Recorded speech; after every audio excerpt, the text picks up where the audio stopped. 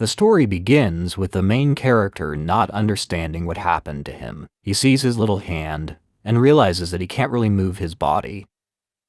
Looking away, the main character sees a beautiful girl in front of him, but cannot understand who she is. Suddenly he notices a window with his status, which indicated that he doesn't have a name yet, and all his stats are at level E. He emphasizes that he is at level 1 and doesn't even have a name.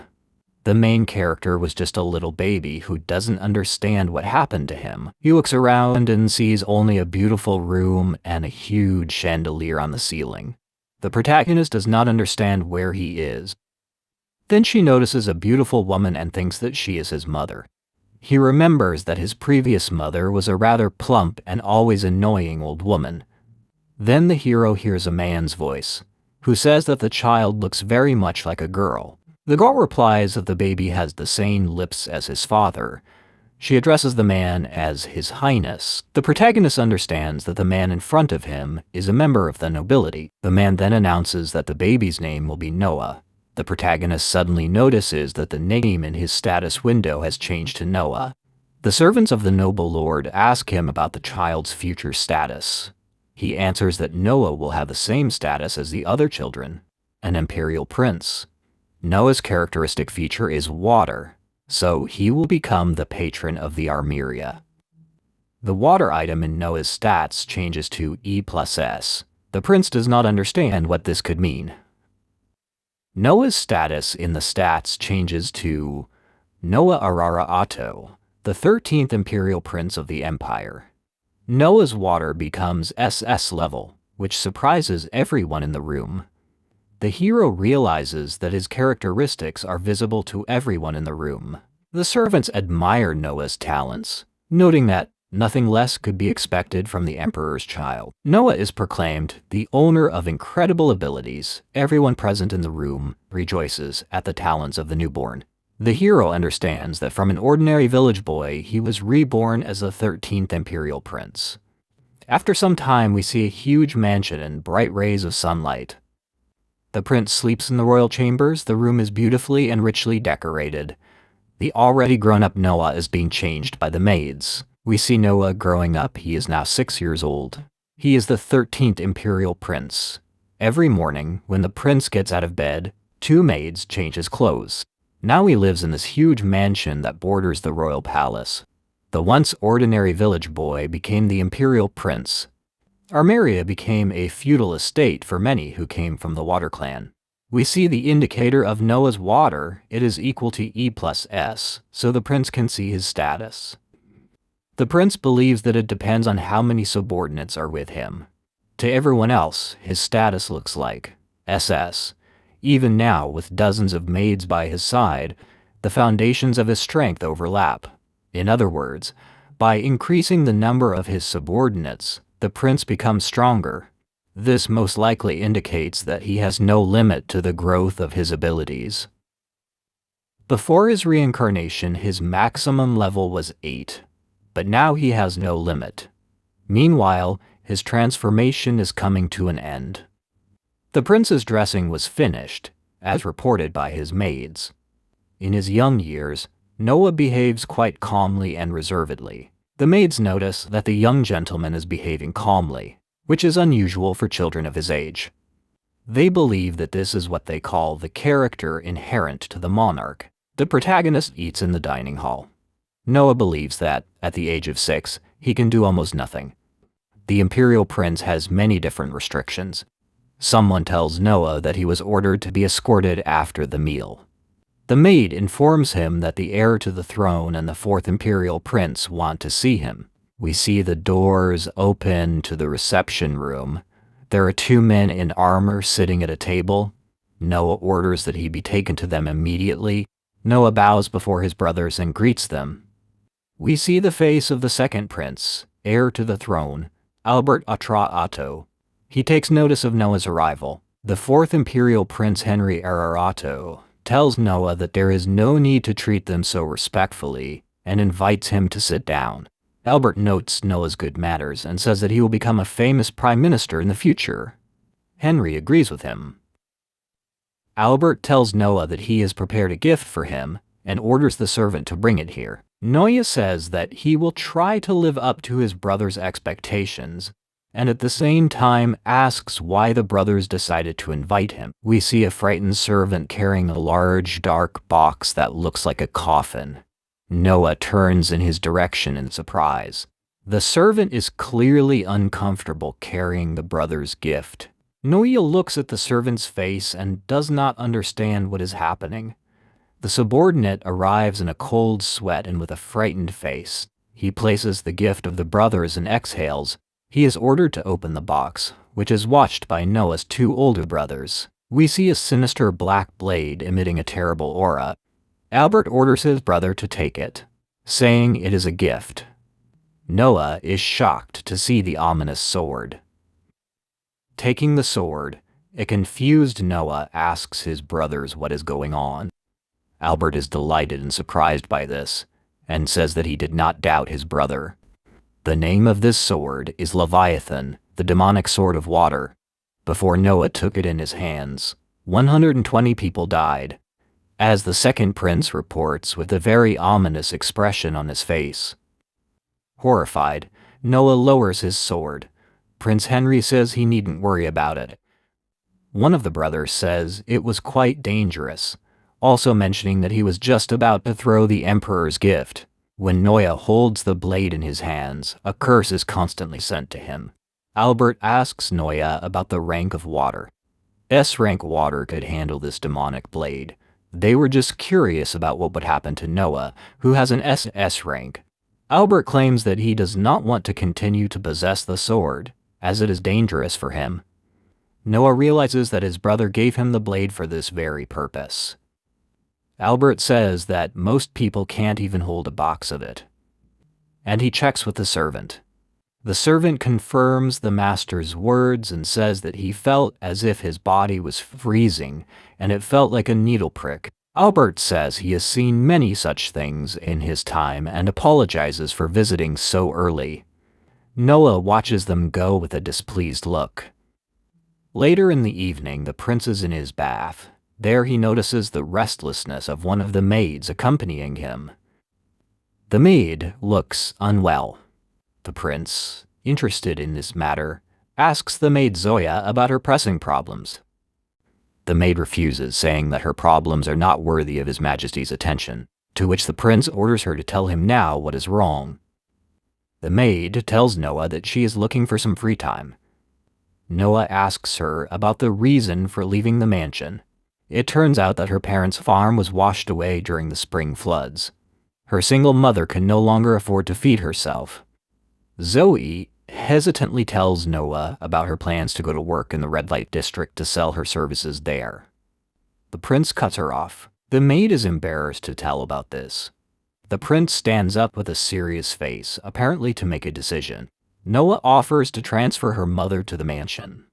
He will give the maid's mother a job. She will guard the back gate of the mansion for 10 rin. Zoya, perplexed, calls out to the gentleman. She says that she has never heard of such a job before, especially for 10 rins, a salary higher than average. Noah tells the servant about an abandoned house on the western outskirts of the city and allows her and her mother to live there. Zoya is very confused, after which, with tears in her eyes, she bows to Noah and thanks the gentleman for such a kind gesture. The prince did this in order not to tarnish his name, because his maid's work in the brothel had seriously damaged his authority. But what's worse is that the king could reprimand the prince for such actions. This maid will serve Noah until the end of her days, or until he throws her away. She cannot be sold to a brothel for a few dozen rin. After bathing, the prince is met by the head butler to inform him of the spring flood that has occurred in Doso. Noah orders them to buy as much land as possible, much to the surprise of his butler Dylan. The prince foresees that after the flood there will be many merchants who will try to destroy their crippled home. He orders them to be rescued before they do so. The prince's butler wants to object, since he clearly did not expect such an action from Noah. But the young man interrupts him, showing the firmness of his decision. Dylan reports that he is surprised by Noah's actions, recalling his previous prediction of the flood. The hero remembers that he has seen many such situations before reincarnation. The butler reports that such a solution to the problem will cost about 500,000 ren. Despite the large expenses, Noah does not change his mind, telling Dylan that he can allocate such an amount. Dylan accepts the master's decision with humility. Noah asks if he has any more questions about the situation. The prince's subordinate bows and thanks His Majesty for such a decision, and then leaves. Noah remembers that Dylan is from these parts himself. He watches the servant with a knowing look. After a while, we see a luxurious palace. It contains a large library, in which the emperor sits, accompanied by a servant. Noah enters the room and appears before the emperor. He asks why the emperor has summoned him. The master of the empire, Miras, greets the prince with a thoughtful expression on his face. He gets up from the table and asks Noah about his pressing affairs. The prince reports on the good state of affairs, on his efforts for the good of the country. The sovereign turns to his son and informs him of his purchase of an entire village. Noah arrives in horror. He is surprised that the emperor knows about his decision. After all, only a few days have passed since then. Moreover, he did not even inform His Majesty about it. The Tsar reassures his son, saying that he is not going to scold him for what he has done. Quite the contrary, thanks to his son's decision, he is spared the unnecessary hassle of disorder. Nevertheless, the emperor praised his son, which clearly stunned Noah, who expected a reprimand. He asks his son how he learned of the trouble that had arisen. The prince replies that he heard about it from a servant in his residence who was going to sell herself to a brothel. The emperor understands that this was a coincidence, but also a blessing. He approves of his son's decision and intends to reward him. The father estimates that it costs him 8,000 ren a year to support his son, which is not that much for Noah. The average annual income for a 30-year-old resident of the capital is 120 ren, so this is by no means a small sum. The emperor decides to increase the amount for his son's support by 1,000 ren. In response, Noah thanks his father. The pleased ruler addresses the prince directly and praises him for his decision, telling him to continue in the same spirit. Noah is pleased with his father's decision and agrees with his words. Sometime after the audience, the hero decides to take a walk along the streets of the capital. He walks along a lively city square. The city, the most flourishing in the country. Noah looks at the counters of the city dwellers. Here everything comes together: people, money, and goodness. There is a wide range of things to satisfy human desires, but with the body of a 6-year-old child, there is little the hero can do. Remembering the eunuch Caesar's mention of the singer in the market, the prince decides to check it out and goes to the market. Seeing the sign of a tavern, the hero decides to go inside, where the bartender points out to him a singer working in the building.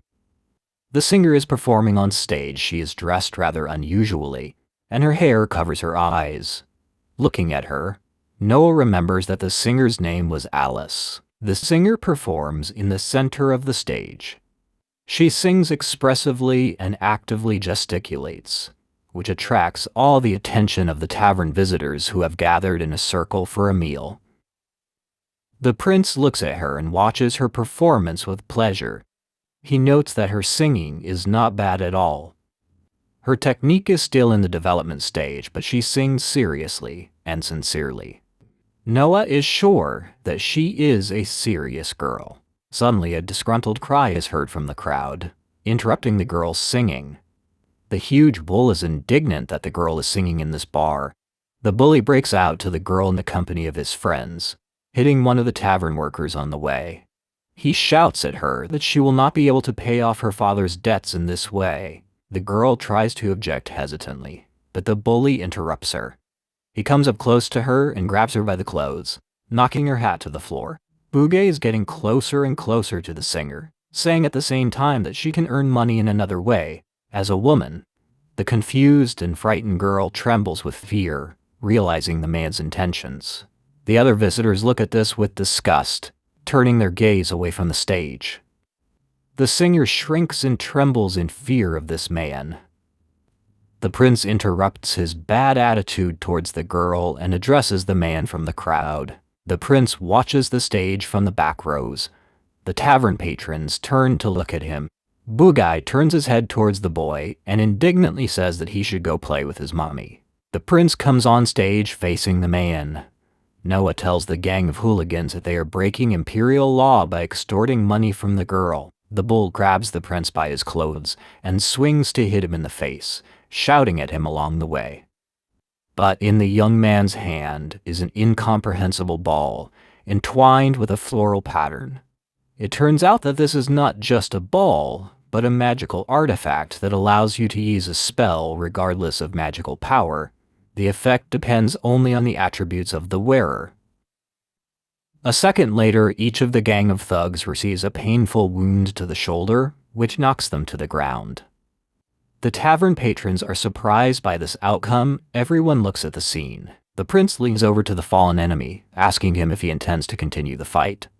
In response, all three of the thugs flee the tavern. Noah is still standing on the stage. All the guests who came to the establishment applaud him and praise him for his deed. Noah approaches the hit worker and tells him to contact him if that gang shows up again. After these words, he hands the worker a piece of paper. The employee is shocked by what he sees on the paper. Wiping away his blood, he shouts out Noah's noble status in disbelief. All the people in the tavern are shocked by what they heard. The girl looks at the main character in bewilderment. The prince hands the singer the hat she dropped. Noah speaks flatteringly of the girl's talents and asks about her monthly salary.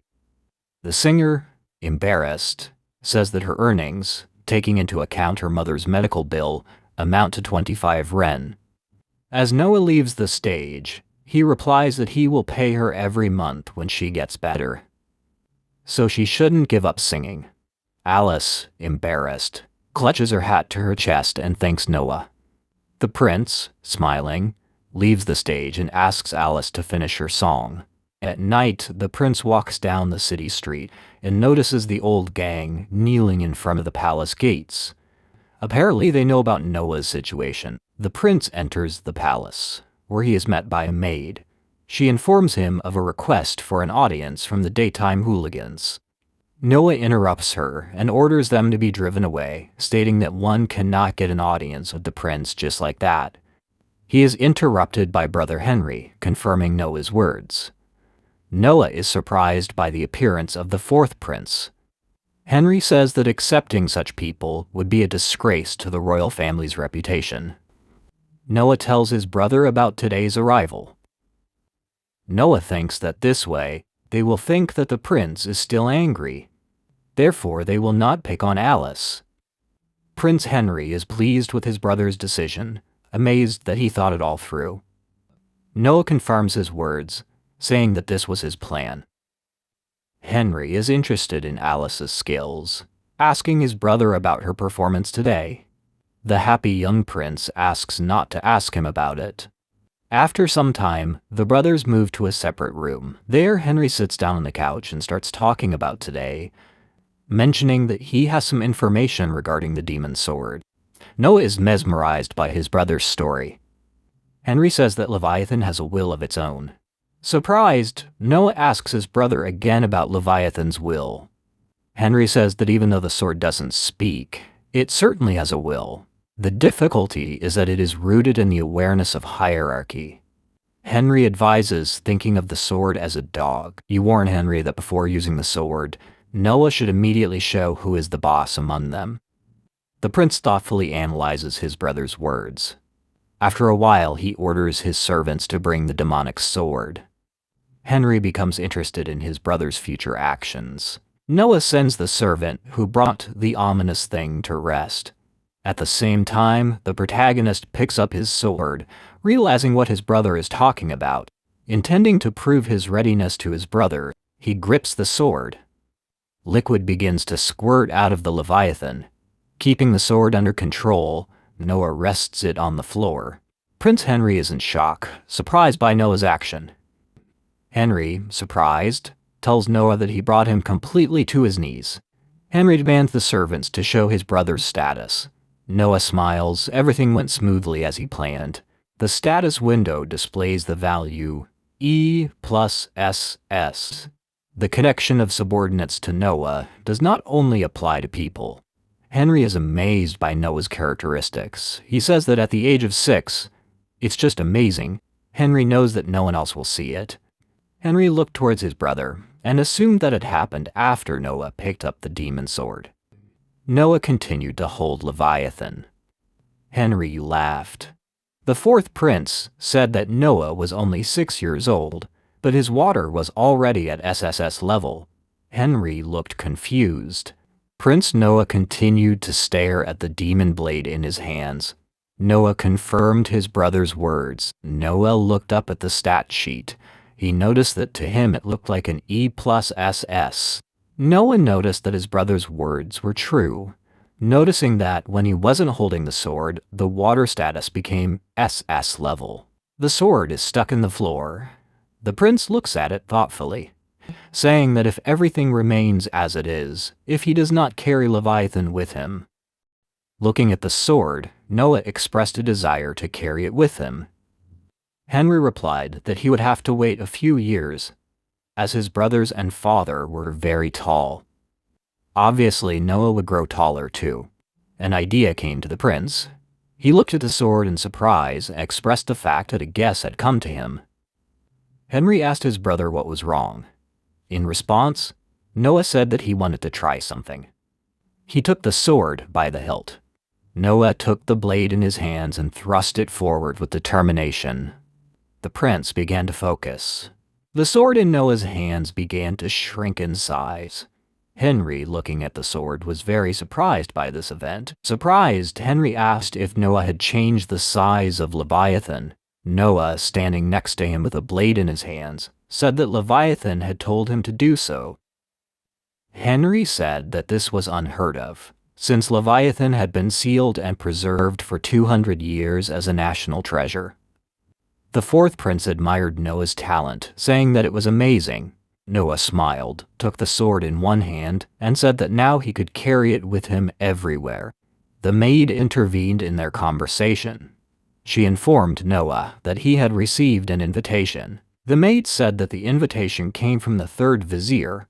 He was holding a banquet at his residence. Both princes turned their attention to the maid. Noah turned to her and asked what time the banquet would begin. The maid told His Highness that he could come at any time. Noah thought about it and realized that he was the guest of honor, so the banquet would officially begin when he arrived at the residence. Noah turned to Henry and asked if he was going to the banquet. Henry looked at his brother and said that he didn't like noisy places. Noah accepted his brother's answer. Henry asked his brother if he was going to the banquet. Noah answered in the affirmative. Both princes left the mansion. Henry noticed a group of men kneeling in front of the palace. It was the group Noah had seen in the tavern. Suddenly the bully screamed that he couldn't take it anymore. He shouted at the prince to stop being such a piece of shit. His comrades looked at him in surprise. The prince watched calmly as they tried to subdue the brute. Noah raised his sword and made a serious look. The big guy tried to get up again, but the company held him in place. He began to repeat his words. The gang bowed before the prince. They pushed the big guy's face to the ground and began to make him apologize. Henry asked his brother what he had done. Noah looked at his brother with the same look and said that he had apologized. Henry was very surprised by this. Henry smiled and said that the intimidation was too much to handle. Henry realized that Noah could already use things like that. The carriage is going in an unknown direction. It stops at the entrance to some mansion. The prince gets out of the carriage and sees a noble person meeting him. This is the third vizier, Jean-Brad Reduc. He greeted his royal highness with joy. The prince began to walk towards the nobleman, thanking him for the invitation. He was looking forward to a pleasant evening. Noah and the vizier walked down the corridor of the mansion. The servants in front of them opened the gates to the main hall, in which there are many noble persons. Those present in the hall were delighted at their arrival, and began to clap their hands. Noah and the vizier went to the center of the hall to the applause. The crowd noted that His Highness the 13th Prince looked very dignified for his age, as expected from the son of an emperor. The vizier leaned towards the prince. He wanted to tell him something. The vizier said that he did not remember the prince's blade. Rayduk asked if it was there at their last meeting. Noah placed his hand on the sword and said that it was a gift from the crown prince, the sword known as Leviathan. Rayduk was very surprised. The vizier realized that this was a demonic sword, a national treasure. The crowd was very surprised by Noah's words. They realized the value of the crown prince's gift. Noah realized that Rayduk knew about Leviathan. A voice from the crowd said that the sword was just a fake toy. These words belonged to a man in the crowd. He realized that his loud words had been heard. The man turned away haughtily. Noah wondered what to do. The entire hall was filled with a dark aura, and everyone present began to choke. This effect was caused by Noah's sword. The prince applied the choke command.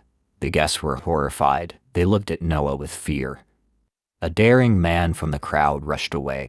Noah looked at the sword and wondered if his command sit would have been more appropriate. He clearly hadn't expected Leviathan to be so angry that it would release such a large amount of malice. The vizier marveled at the blade's abilities. He remarked on the prince's astonishment. He addressed the crowd, saying that those present had sensed the prince's greatness and only a drop of the national treasure's power.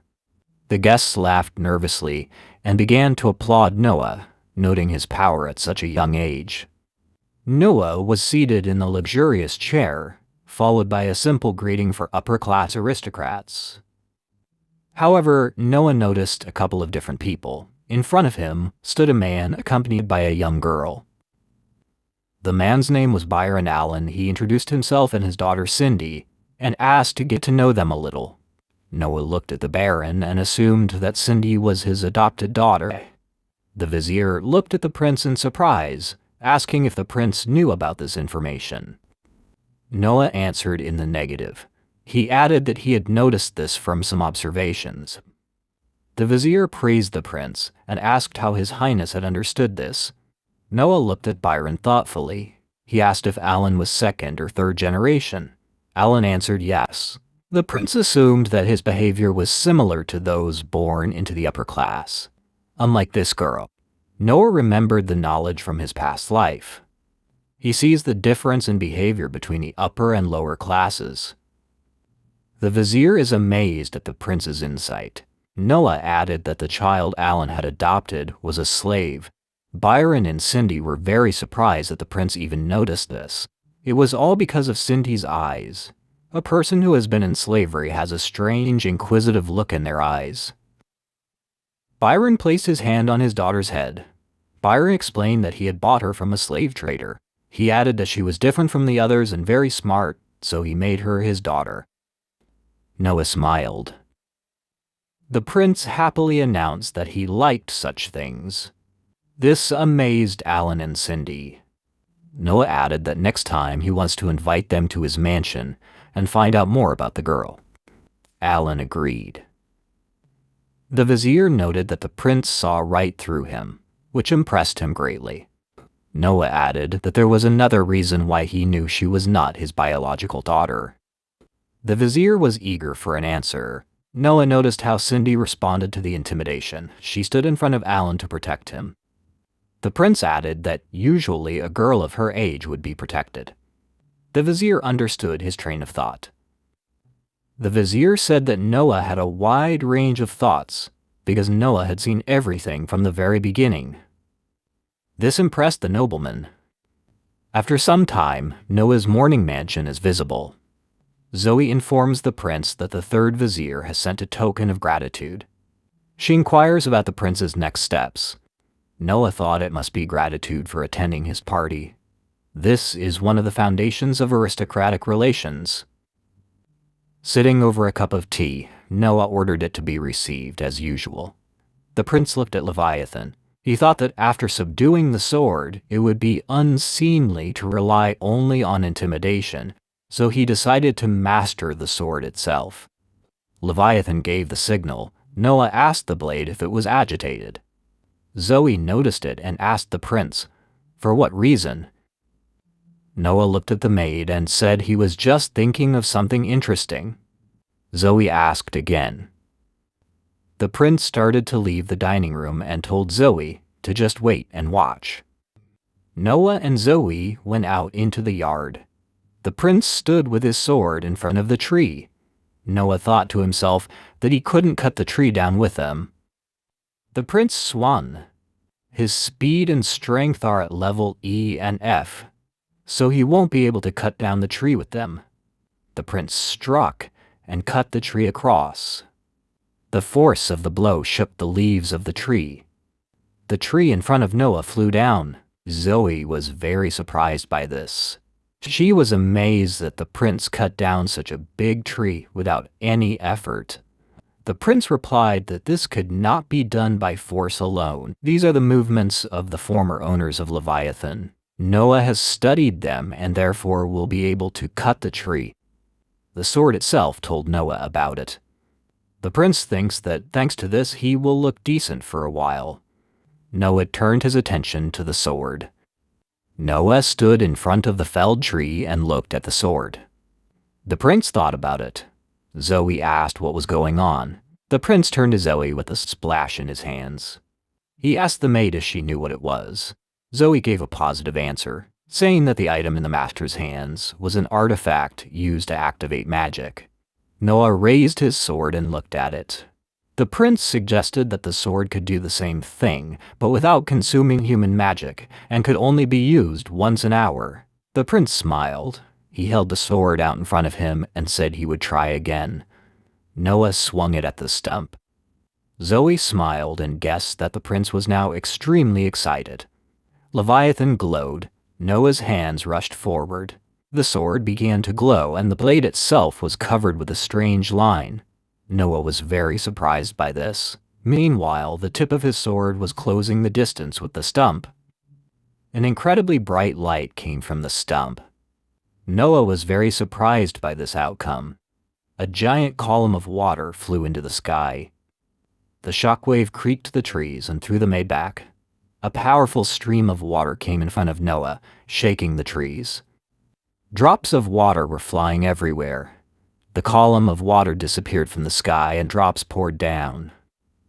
In place of the pillar, there remained a large crater. In front of it stood the prince with his blade lowered.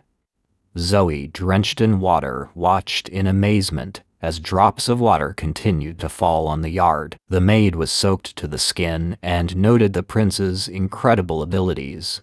A giant crater remained. Noah laughed and said he was unable to change course.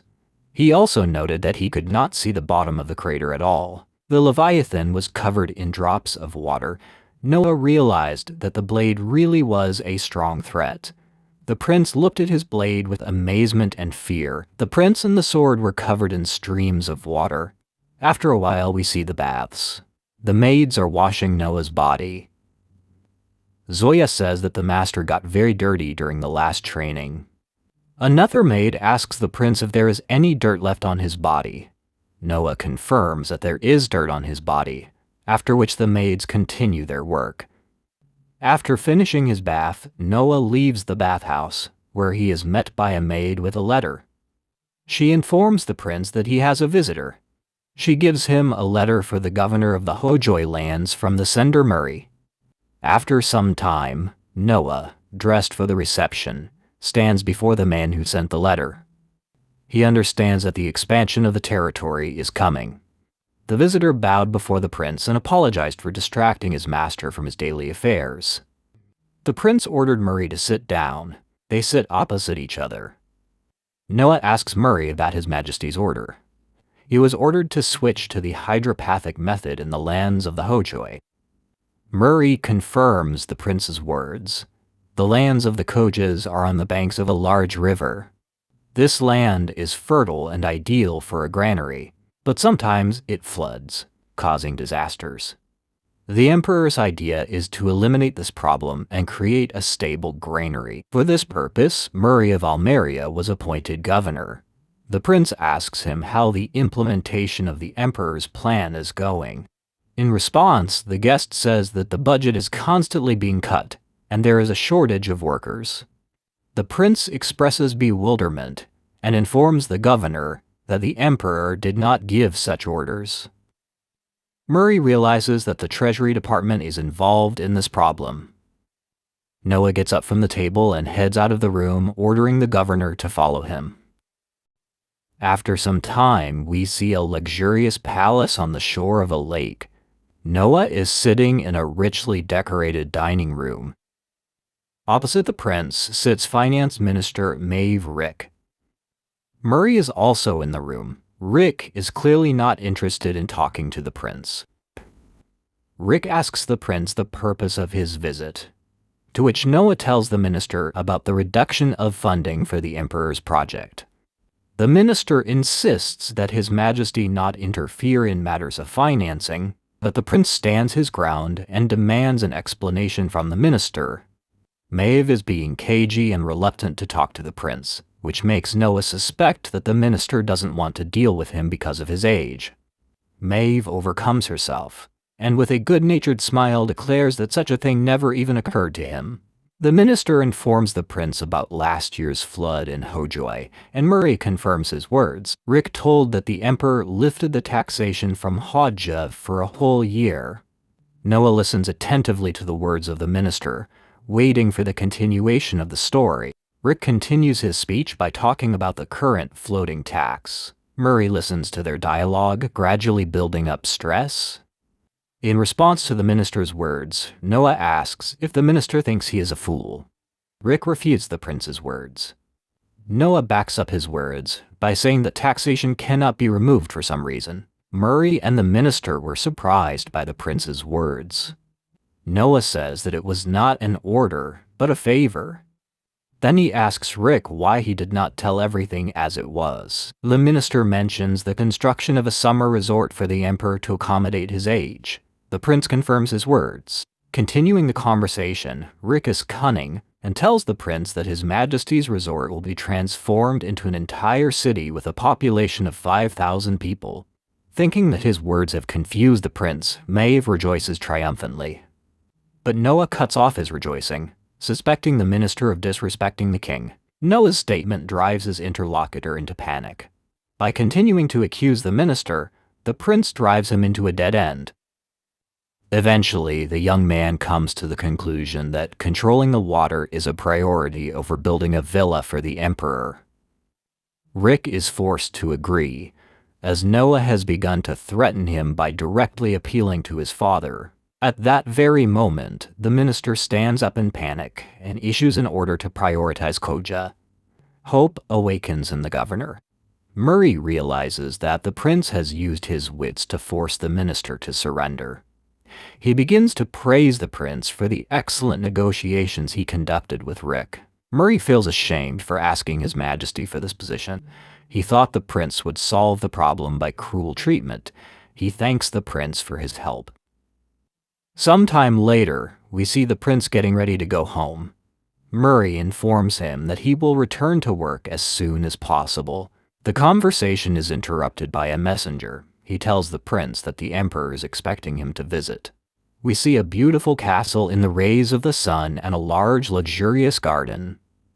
In this garden, the emperor stands and feeds the birds.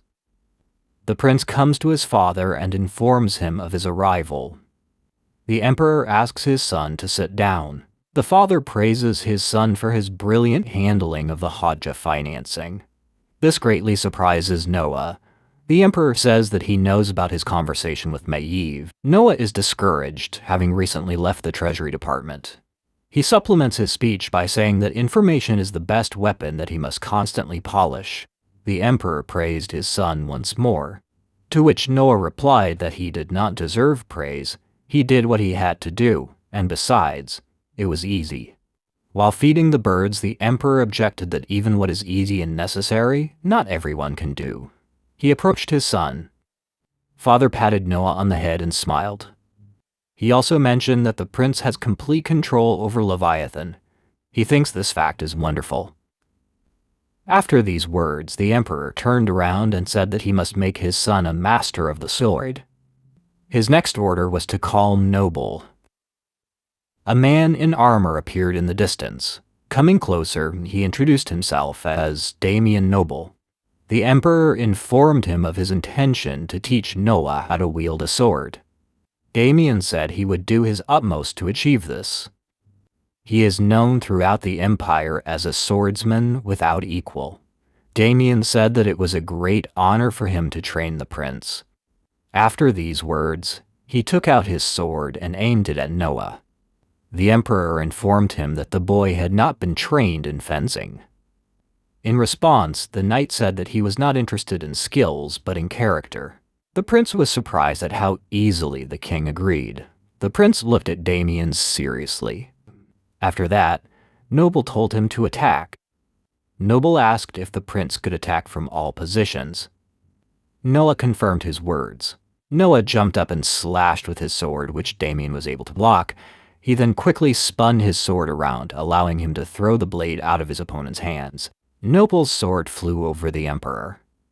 Noble and the emperor were surprised by this. After this, Noble admitted that he would not be able to train Noah. The emperor demanded an explanation, to which Damien replied that Noah's strength and speed were at a child's level, but his swordsmanship was masterfully developed. Noah was able to take the sword from him with just one technique. The emperor laughed and praised him. Damien was convinced of Noah, and the prince was appointed head of knight selection. Damien believes that the prince is the best for this position. The selection of a knight is an annual event. The term empire on earth means a land of warriors. Asmirs is an old word meaning warrior. The empire has a tradition of valuing warriors. This tournament is a way to achieve a successful career. The winner receives the title of knight and joins the ranks of the upper class. Noah will be the judge for this selection. This is convenient for him because the winner of the selection will be the subordinate of the selection judge. Noah has a unique plus opportunity. It depends on the subordinates and people in the territory. It needs to be accumulated. Noah says he will do everything possible. In other words, if Noah has more subordinates, he himself will become stronger. The king said that they must make one decision: choose the format of the event. The league and the tournament have completely different survival methods. The prince said that he needs all the qualifiers from the entire empire in the imperial city. It must be done in front of him. The king asked Noah why he needed this, surprised. Noah said that the empire was quite large and did not want to lose a talented warrior due to an accident. The emperor laughed and agreed to his son's terms, leaving the matter entirely under his control. After some time, Noah returned to his mansion. Zoe gives the prince a mug. In the large dining room, there is only Noah and two maids. The prince asks if Zoe has any candidates for the selection in her village. Smiling, the maid says that there is one candidate in her village. The prince recalls that he canceled the local qualification. After these words, Zoya became embarrassed. The prince asked her what happened. Zoya apologized. Noah told her to cut the mustard and lay it out as it was. Zoya agreed. She told him that the only applicant from her village would not be able to go due to lack of funds. Zoya said that everyone gathered in the village because the situation concerns one person. Zoya says that if everything goes well, she will be able to justify the hopes. After these words, she begins to obscure, saying that she will do everything possible. Noah thought about how someone's talent could be missed. Noah suggested getting rid of him. Zoe screamed in surprise. Noah said he could arrange everything necessary. Zoe objected that it would be expensive. Noah said he wouldn't do everything from scratch. He called his retinue. The prince ordered to find out how many empty houses there were in the city, and buy them in different parts of the city. Noah added that if necessary, something like a dormitory could be built. Noah also said that there could be problems with food. Leaving the hall, Noah asked to warn the grain merchants about his imminent appearance in the capital. Zoya followed him with a joyful look, once again amazed by Noah. After a while, we see Noah walking around the square. He assumes that there will be no problems with food. Walking down the street, he thought that there might be talented people among them. Suddenly, a strange man in armor called out to Noah. Looking in the direction of the voice, he saw his brother. It was the 8th prince of the empire, Oscar Ararat. The people consider him the best of the princes. Oscar asked what Noah was doing. Noah replies that he is just walking down the street, in response to which Oscar offers to go with him to Cobalt Street. Noah agrees. The carriage with the 2 princes is going through the city. People are going to the 2 princes. On the way, Oscar says that his father constantly praises Noah and that he hasn't seen him so happy for a long time. Soon they arrived and continued walking. Oscar said that he often hunts for treasures here. Noah sees a wide street with a lot of stalls. Noah sees this street for the first time. All the antiques of the empire are collected on this street. Noah is worried about the prices in this area, but his brother says that 10,000 ren will be enough for a big deal. Noah thinks that this is not a small amount. He sees a street in front of him filled with all sorts of jewelry. They approach a stall with paintings. Noah is surprised by the presence of paintings in the market. Oscar claims that most of the paintings here are fakes. They walk around the shops, and Noah's attention is drawn to a strange book. He decides to buy it for 3 ren. Oscar was interested in his brother's purchase and took it to examine it closer. It turned out that this book was the original magic book of the great magician Andrea. Oscar advises his brother to take good care of the book. When Noah picked up the book, he realized that his wind ability had gained A+ ability. Noah is not sure if it can be called a treasure. Noah felt the sword vibrating and hesitated. When Oscar asked him what was wrong, Noah drew his sword and aimed it at the book. Surprised, Oscar called out to his brother. Noah realized that there was someone's soul in this book. A second later, the book opened and began to release a dark aura. The aura formed into a huge shadow with a trident, watching the prince. Oscar was very surprised and said that this forbidden book contains the soul of a man. Oscar shouted at Noah to run. This shadow was the vengeful spirit of the great wind mage. We see the doors leading to Noah's bedroom. 2 maids are nearby, bidding him good night. One maid tells 2 maids, Jessica and Lily, to take a bath. The maids obey their mistress. When Jessica and Lily were changing, Lily wondered what kind of guys Noah liked. Entering the baths, Jessica said that such things cannot be said.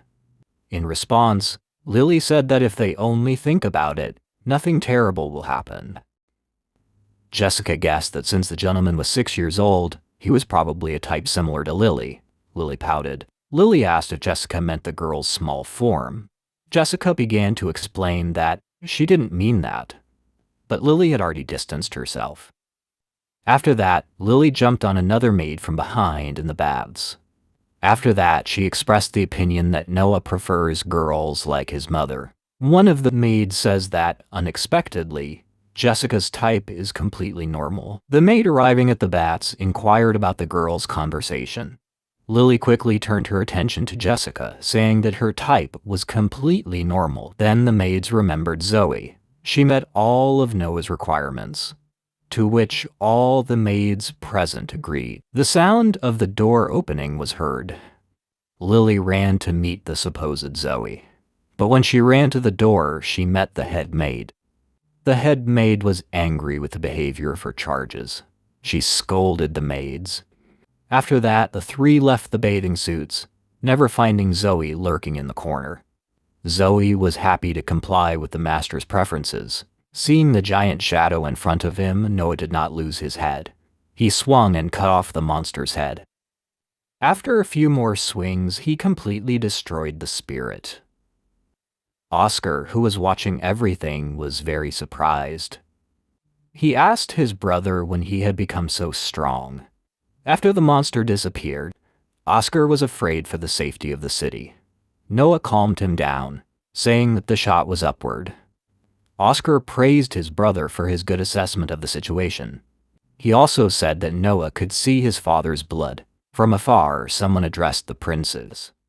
It was the shopkeeper. He saw what had happened and asked the brothers to look at something. Noah showed interest in the merchant's wares. The merchant replied that he had something of the sort. The trio set out on their journey. After some time, the brothers entered the house and went into a separate room, where they sat down at a table waiting for the store owner. Noah noticed the best hospitality a commoner could offer. Oscar noted his brother's attentiveness to such things. Soon the owner came in. He was holding a decorated box. Having appeared before the princes, he decided to introduce himself. His name was Alan Bardsley. He noted that he was delighted by Noah's feat. Noah said that he had brought the spirit upon himself. He decided to kill the monster to calm the people in the square. Alan noted the prince's modesty. After that, he opened the box, announcing to the princes that they would surely be able to solve its secret. The brothers noticed the object in Alan's hands. There was a ring in the box. Then the brothers realized what was in front of them. Alan said that he would show his true form if the real owner put it on. Noah assumed that Alan wanted to test whether he was the real owner. The merchant confirmed his words. Noah decided to try on the ring. Oscar doubted the authenticity of the product. Alan assumed this, but after the sale, the ring always returned to his shop before he knew about it. The brothers were interested in the find. Alan added that this was the reason he was sure that there was something wrong with the ring. Oscar nudged Noah to put the ring on. The hero reached for the ring and put it on his thumb. Suddenly, the ring began to glow. An unfamiliar voice came out of nowhere and announced the verification of the level and rarity limit. The ring's rarity was SSS. Noah was very surprised. He did not understand what kind of voice it was. A magic circle appeared around the ring, wrapping around Noah's hand. The ring confirmed the new owner and began the booking. The object turned into liquid and enveloped Noah's body. Oscar and Alan were very surprised by this. Armor began to form on Noah's body, and after a few seconds, full plate armor appeared on the young prince's body. Oscar, confused, said it was white armor. Noah looked in the mirror and checked the stats, but they hadn't changed at all. Noah expressed a desire to buy the ring. Alan happily accepted the offer. Noah informed him that he would pay later, but Oscar decided to pay for the ring himself. Oscar said it would be a gift from him. Oscar noted that after the magic sword, his brother got magic armor. The brothers left the Cobalt Street. In the carriage, Noah said that according to the connecting thoughts, he learned that the armor can be activated at will. Also, if the armor is damaged but the ring is not, it can be restored. Oscar put his arm around Noah and said he had never heard anything like it before. The brothers remarked that Cobalt Street was indeed interesting. Having disembarked from the carriage, Noah wanted to say something to Oscar, but the eighth prince's attention was drawn to the brute rushing to kill his brother. The bull wanted to strike Noah in the neck from behind, but before the blade touched his neck, a shield jumped out of the ring. The shield absorbed the sword blow, and the brute was thrown to the ground and pinned down. Turning to face Noah's killer, he realized that it was the same brute who had attacked him in the tavern. Oscar was stunned when he saw the shield suddenly appear. He asked Noah about the shield that appeared out of nowhere.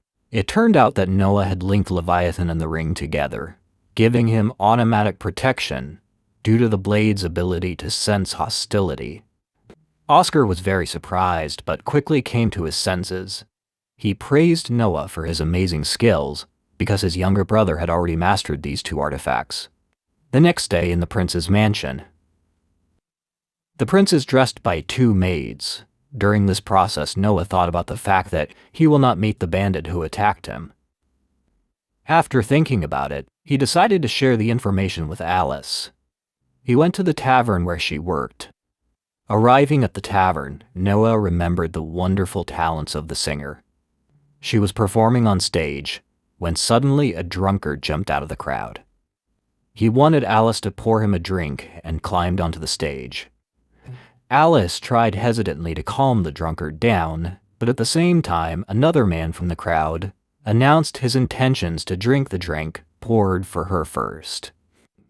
The two drunks started arguing and then started throwing punches at each other. But before their fists could collide, Noah jumped out. His automatic defense kicked in, protecting him from the blows. At the same moment, the men who had hit the iron with all their might began to scream.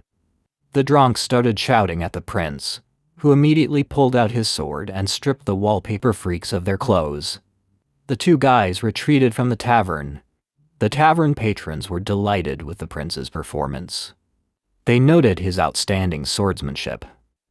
The prince inquired about Alice's health when suddenly a tavern employee ran out of the crowd. He was in a hurry to apologize to the prince for such incidents in his presence.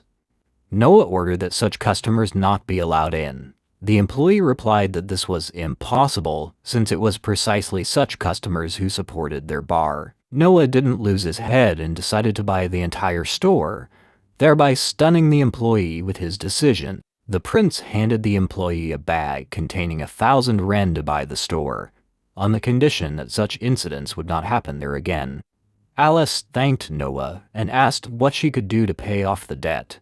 In response, Noah told her to just keep singing. Noah told her of his hopes for her future and wished her to become a better person. Alice offered the prince another song as a token of gratitude, to which Noah agreed without hesitation. Alice gathered her strength and sang as she had never done before. She amazed both the audience and the master with her singing. In an instant, she became better. The whole audience began to rejoice. A voice coming from the stairs asked the prince if this was part of his power. The prince turned and saw Byron. He confirmed that the girl could now respond to Noah. The prince agreed with him.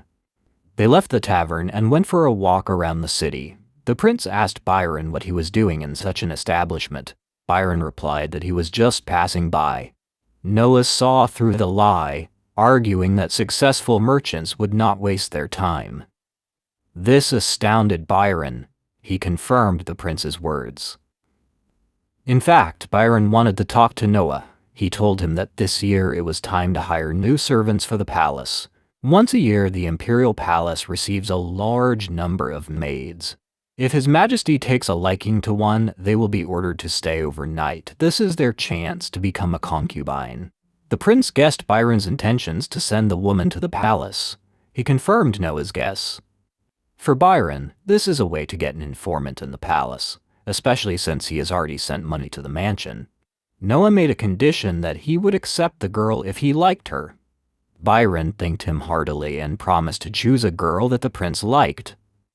The prince once again stated the seriousness of his statements. The merchant said it was like a worker who developed in an instant. The gentleman confirmed his words and informed him of the infinite number of attempts. Byron thanked him. The prince asked if Byron had any further questions. Byron asked permission to use the prince's coat of arms on his sign. The prince agreed, but mentioned that he would not tolerate betrayal. At this moment, Noah's characteristics, intelligence, and spirit status were assigned plus. Noah thought that increasing the number of subordinates would increase his strength. But at that moment, Noah noticed that his status as E+S water was gradually disappearing. The prince suspected that the incident in Almeria was due to his subordinate. We see Prince Noah and his maid running somewhere. It turned out that she was running to the exit of the mansion. He ordered the servants to prepare a carriage for him to visit the emperor. The maids hurried to carry out the prince's order. A serious-minded Noah got into the carriage and headed towards his father. We see the emperor's garden. Noah kneeled before his father and reported the incident. The emperor asked how Noah knew about it. Noah was surprised that his father knew about the incident. The emperor replied that he had understood it by looking at the signs, at which point a servant approached him and gave him some information. Noah confirmed his fears. The emperor praised his son for his resourcefulness and told him about the rebellion in Almeria. Noah assumed that the rebellion was the incident. The emperor asked his son his opinion on the scale of the rebellion. Noah suggested that the scale of the rebellion was small. Given that his water status had changed from E plus SS to E plus S, the Emperor confirmed his answer by saying that at the moment there were about 5,000 rebels. Noah was convinced that his answer was correct. The Emperor asked him if he could solve the problem on his own. The prince thought about it. He replied that he could not solve the problem. The son's answer surprised the Emperor. Noah argued that he lacked experience. He didn't even know the battlefield, which is why the soldiers might simply disobey him. The prince suggested sending one of his brothers to do this. The Emperor noted his surprise at this answer, but agreed with the wisdom of this decision. He asked his son who would be best to send. Noah put forward Henry as a candidate. Due to the scale of the operation, cunning plans are not required, and he also noted Henry's caution around the other brothers. The king smiled and agreed with his son's choice, noting his wonderful choice. After a while, we see a carriage moving. Henry and Noah are sitting in it. Henry asked his brother if he was sure about his decision to give him the initiative. He specified that military achievements would play into his hands in the future. He also mentioned his magic sword. Noah replied that one cannot lead soldiers without knowledge. Noah will not die in the battle, but many of his soldiers may die. Henry was surprised by his brother's prudence, noting how carefully he had thought through the situation. Henry said he would deal with the enemy's cavalry and clear his brother's lands. Noah learned that the enemy had a lot of cavalry. Suddenly, Leviathan began to signal to its owner, which greatly surprised Noah. The prince opened the doors and ordered the carriage to stop. The driver braked sharply. Henry asked his brother in surprise what had happened. Noah replied that Leviathan had started giving him signals, which meant that they were about to be attacked. Noah jumped out of the carriage, saying that he couldn't involve Henry in this. As he jumped out, Noah noticed that a magic circle had formed to his right. After that, the circle lit up and began to emit bright magical rays towards the prince. Henry was very scared for his brother. The beams formed into a grid and shot towards Noah, forming a sphere of shields around the prince. Henry was very surprised to see this. Noah repelled the magical attack. The young prince realized that this attack was organized by the rebels.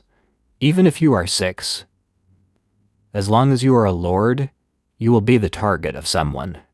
The attackers surrounded the prince from all sides and then rushed at their target at once. Noah managed to react and struck all the attackers. The defeated opponents fell to the ground, recognizing the prince's strength. Henry was surprised by this outcome.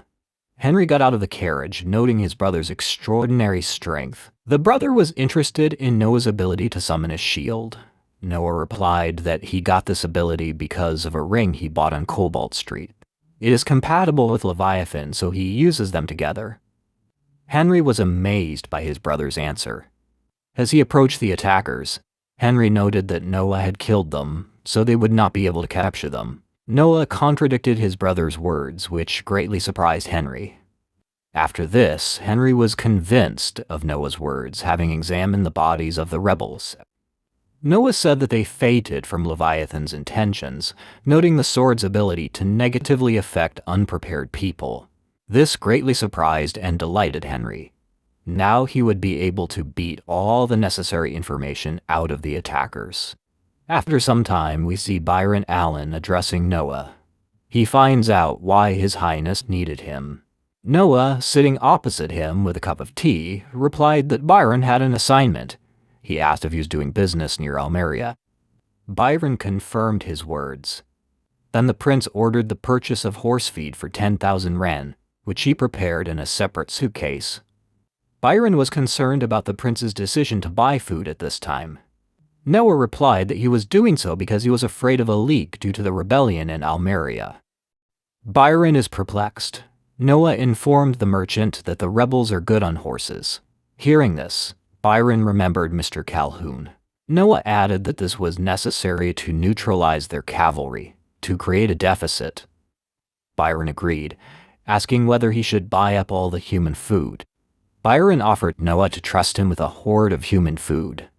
The prince refused, which upset Byron. Byron wanted to know the reason for the refusal. Noah added that feed for the horses needs to be purchased from outside, since there's a limit to theft from local residents. Then the merchant realized that the soldiers' rations could be used to loot, unlike horse feed. Noah confirmed his guess. Byron noted the prince's prudence and set about the task. He took the suitcase with the money and left the room. The prince was left alone with a cup of tea. Noah thought that this would ease his brother's situation a little. After a while, we see the imperial garden. The emperor called Noah to him to tell him about the plans of the attackers. They wanted to catch Noah and use him for their own purposes. Noah pointed out that this could be a lie. The father turned to his son and praised his intelligence. The emperor said that there is a way to find out if the tortured person is telling the truth. The way of the snake is the snake. Noah knows nothing about torture, so he can only accept it as it is. The emperor praised Noah for being stingy with the horse feed and for not being captured.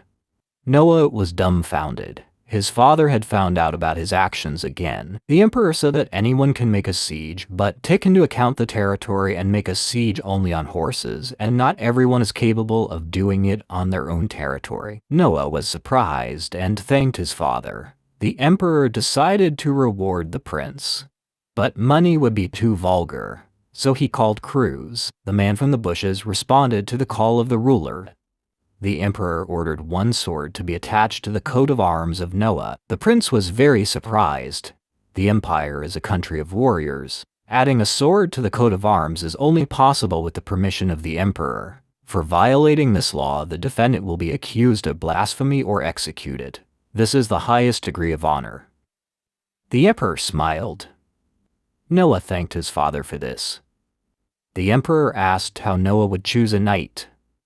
Noah replied that he already had a plan. The prince asked permission to demonstrate his method right in the garden. The father gave his consent.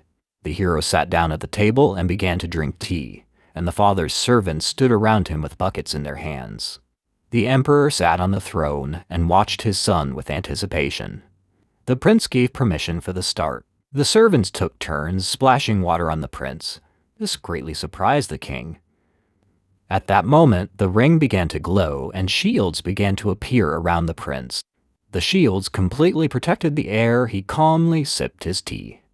The emperor smiled. Noah said that in the elections the man will also attack him, and depending on how far they go, the prince's decision will depend. The emperor ordered the selection to be moved to a place where it would be easier to endure the lengthy process. The emperor became worried, because it could be dangerous if a husband were found who would break through the protection. Noah replied that he was ready for that. This surprised his father. He smiled. The father praised his son. After a while, we see Noah's mansion. The prince returns home, where he is greeted by his servant and informed of Byron's arrival. Byron bows and greets the prince. Noah notices that Byron managed to return early. In response, the merchant said that the amount of processed food was limited, so it was quite easy to buy it. Suddenly, a maid bursts into the room and addresses the prince. Noah gives permission to enter. The maid informs him that there is a wounded man standing at the main gate. He came from Almeria with an urgent report. This surprised the prince and Byron. Noah ran towards the gate. The merchant followed him. A wounded soldier stood up in front of them. The soldier said that he was the captain of a detachment of 10 men in the province of Adora, in Almeria. The soldier reported that his superiors in Almeria had started a rebellion. Byron thought that this information was useless to Noah, since he already knew about it. The prince listened to the soldier and ordered him to be cured. Noah also wanted to give a reward of 500 ren, but gave a reward of 1,000 ren. This surprised Byron greatly. He asked Noah's motive. They began to walk back to the mansion. Byron said that the soldier's information was useless, to which the prince unequivocally agreed. In response, the hero said that he must reward the soldier for his loyalty. He had delivered the news despite the danger. Byron said it was quite a large sum.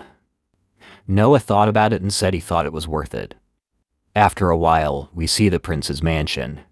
Zoe walks down the hallway in horror. She approaches Noah's door and asks for permission to enter. The prince gives his consent. Zoe enters the prince's office. The prince turns his gaze to her and asks what happened. He notices Zoe's strange behavior. She falls to her knees, which alarms the prince. She shows him a strange bag. The prince is perplexed. Opening Noah's bag, he sees money. The amount in the bag is 500 ren. Zoe says that the bag was given to her by a stranger. Then Zoe showed a small bag, for the delivery of which to the gentleman she would receive such a reward. Noah took the bag in his hands. Zoe said it was a sleeping pill. Noah asked the stranger's plan. He assumed that he wanted to put the prince to sleep. Zoe confirmed his words. Noah suggested that they could be rebels. This means that they are extremely interested in the prince. Noah asked Zoe why she brought him the bag. In response, the maid said that she could not betray her master after his help to the village. Zoe added that if she did not carry out the stranger's order, he would kill her.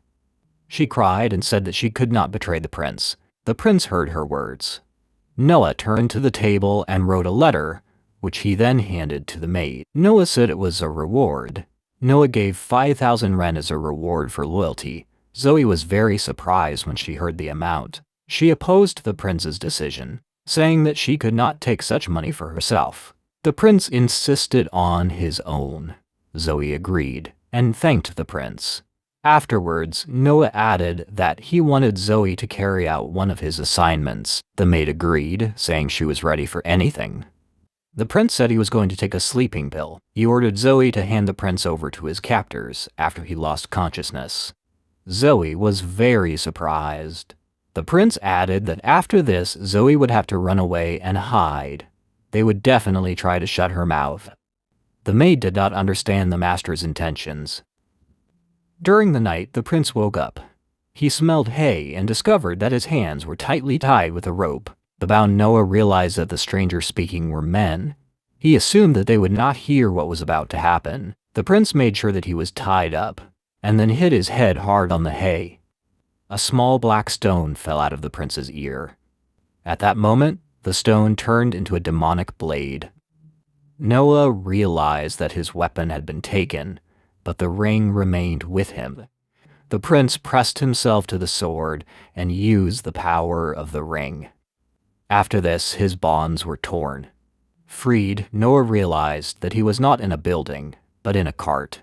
The prince clutched his sword and commanded Leviathan to show his memory. We see the prince sleeping in his office and a bunch of strangers running down the hallway. The crowd surrounded the prince and began to tie up his body. The kidnappers were in a hurry, mentioning that the distance to Almeria was considerable. Zoe ran away from the prince's office. They were worried about Zoe's disappearance but decided not to waste their time on her. After this, the prince was placed in the cart, and it moved off. Realizing what had happened, Noah was about to get up. The prince stood in front of the kidnappers, who were sitting by the fire. The bandits were surprised by this outcome of events and doubted the strength of the ropes. Noah jumped off the cart and stood face to face with his enemies. The kidnappers began to draw their swords. At that very moment, Noah rushed towards his enemies. He delivered a series of quick and deep blows to the kidnappers. They were shocked by the prince's powers. Within moments, Noah had defeated every enemy standing before him. Turning to face the kidnappers, Noah said that it was a waste of time. He was angry at the fact that they tried to bribe his servants. Noah noticed a squad of soldiers patrolling in the night. Among them was Zoe, who called out to the master. Noah asked Zoe about her plans, and she replied that she was worried and asked the soldiers for help. However, the prince had already dealt with the enemies, surprising the maid. The protagonist turned to the soldiers and asked which of them was the captain. The squad captain introduced himself and said that he was glad to meet the gentleman. The prince ordered the squad to search the kidnappers and report if they found anything of value. The squad began searching the bodies. A mysterious black dagger fell from one of the bandits. No one noticed it. After that, one of the soldiers reached for this blade. Noah shouted at the soldier not to touch the dagger. The prince watched the blade in amazement. This was the dagger the man had spoken of. Noah felt a huge killing intent. Through Leviathan, he realized the power of the curse. This is the magic of cursing with human thoughts. The prince kept his eyes on the blade, and suddenly an idea came to him. The entire squad and Zoe watched Noah. The prince stood in front of the dagger and asked if the Leviathan could do it. Leviathan answered the prince, then he ordered the sword to act. The companions did not understand what was happening. The sword in Noah's hands began to glow, which confused Zoe and the squad. The light from the sword went into the sky. Noah and the people watched what would happen next. The light took the form of an arc and continued to fly. After some time, we see the imperial palace and garden. Noah came to visit the emperor. The emperor was glad to see his son, which confused the prince. The emperor leaned over to Noah and praised him for his good work. The prince thanked him. Then his father said that Baker was the leader of the rebels. We see the light, released by Noah's blade, pierced the head of a soldier on horseback. It turns out that the prince's attack transformed into a column of water and pierced Baker's head. Noah is glad that Leviathan's super long-range attack succeeded. The dagger was aimed with malice at someone with equally strong malice. The rebels of Almeria lost their leader. The rebels were suppressed by his brother Henry. We see the throne room. An unknown man is reading a report on the capture of the rebels. The man asked for His Majesty's consent. The emperor sat on the throne opposite the man. On either side sat the nobles, among whom was Noah. The emperor, with a serious face, gave the order to prepare horses to cleanse the entire clan. All present supported the ruler's decision. The emperor wanted to ask Noah for something, but the prince came out in front of his father and bowed his head. Noah said that he had to refuse. This shocked his father. All the people present in the hall were surprised by the prince's words. The emperor decided to clarify Noah's intentions. Noah replied that punishment should be only for compliance with the law. According to the law of the empire, the organizer of the rebellion is executed. The third degree and conspirators are hanged until a higher degree is assigned. Noah added that the emperor's violation of the law would cause concern among the people and asked for the decision to be reconsidered. The entire hall was horrified. The emperor exhaled and said that Noah was right. The hall looked at the emperor with relief. The father praised the prince for noticing the mistake. The emperor added that a light punishment would not satisfy him. The punishment must be the heaviest within the law and must not be subject to revision. Noah looked at his father with a smile. The hall began to praise the prince for his courage and attentiveness. The emperor was pleased. He decided to reward Noah for preventing the mistake. Those present received the news with joy. The prince looked at his father in surprise. The emperor clapped his hands and decided to give Noah a title.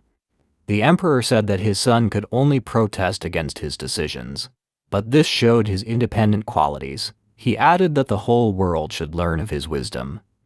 The emperor solemnly approached the prince and awarded him the title of wise. The entire hall responded positively to this news. Those present began to praise the prince. Noah checked his characteristics. His status received the title of wise. Noah thanked his father for the gift. The emperor looked at him with a sad smile. The emperor was sad that Noah was born so late. There was a noise coming from the entrance to the hall. Noah and everyone present looked in the direction of the noise. A few weeks later, we see a sign for a horse street. Noah is sitting on a chair, drinking tea. A huge warrior strikes the prince with his sword, but the shield blocks the blow. We are witnessing a knightly selection. The warrior is thrown back. The warrior does not give up and swings again. He hit the shield again. The people watch the spectacle. They understand that the warrior's attacks are unsuccessful. We see the prince's assistant appear in the arena. He calls out the next challenger. The huge warrior leaves the stage. A middle-aged man appears on the training ground. He stands firmly and points his hands at the prince. The man releases a huge stream of flame from his hands. The audience is shocked. A huge clot of flame hits the prince. Despite the strong magical attack, the prince sits in place. He is not touched by the participants' fire. The audience is very surprised that the prince resisted such an attack. Noah says that he has not met worthy participants yet. We see a girl in armor running to attack the prince. Noah watches her calmly. The girl's thrust hits the shield. A crack appears in the shield. The girl puts forth all her efforts. The audience awaits the outcome. Noah is surprised. The shield breaks completely. The girl's blow reaches the prince. Blood and shield fragments fly in all directions. The girl wounds the prince in the shoulder. The sword does not go deep. Noah calmly looks at the wound. The warrior is very surprised by the outcome. She abruptly removes her hands from the sword, realizing that she has wounded the prince. The participant is pulled away by two men, holding her in front of the prince. The sword remains in the hero's shoulder. The prince gets up from his chair and tells the girl that she has passed. Noah begins to pull the sword out of the body. The girl is held on her knees before the master. The participant was very surprised, not understanding what was happening. She looked at Noah in bewilderment. The prince orders the girl to be released. The aides who captured her doubt Noah's decision, arguing that she has wounded His Highness. The crowd is shocked. The prince orders her release.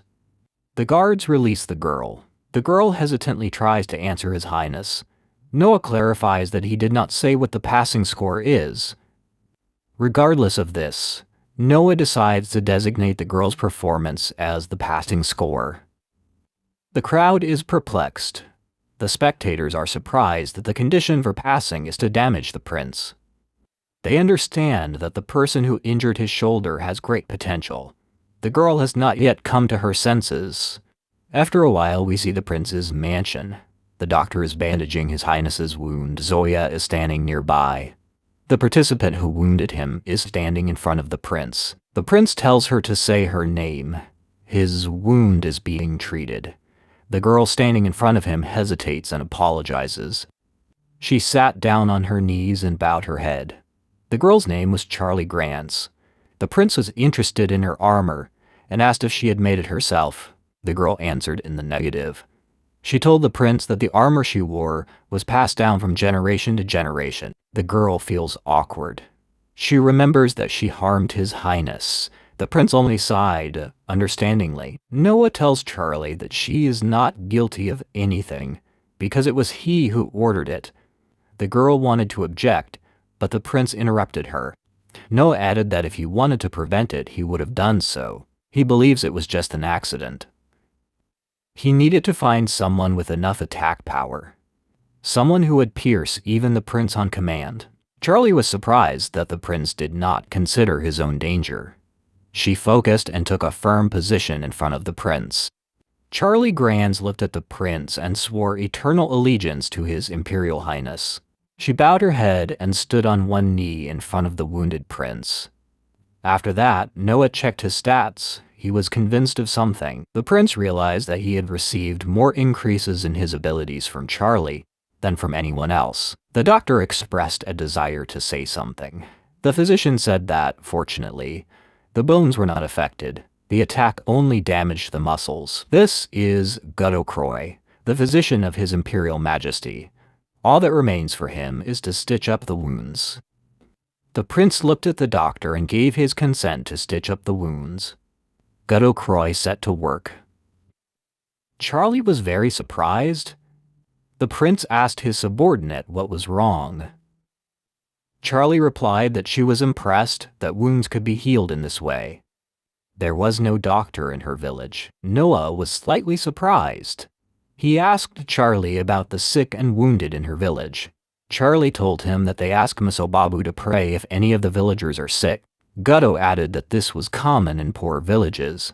Noah looked at the doctor and asked how one could become a doctor. Gutta replied that one could become a student of a practicing doctor. He continued stitching up the wound.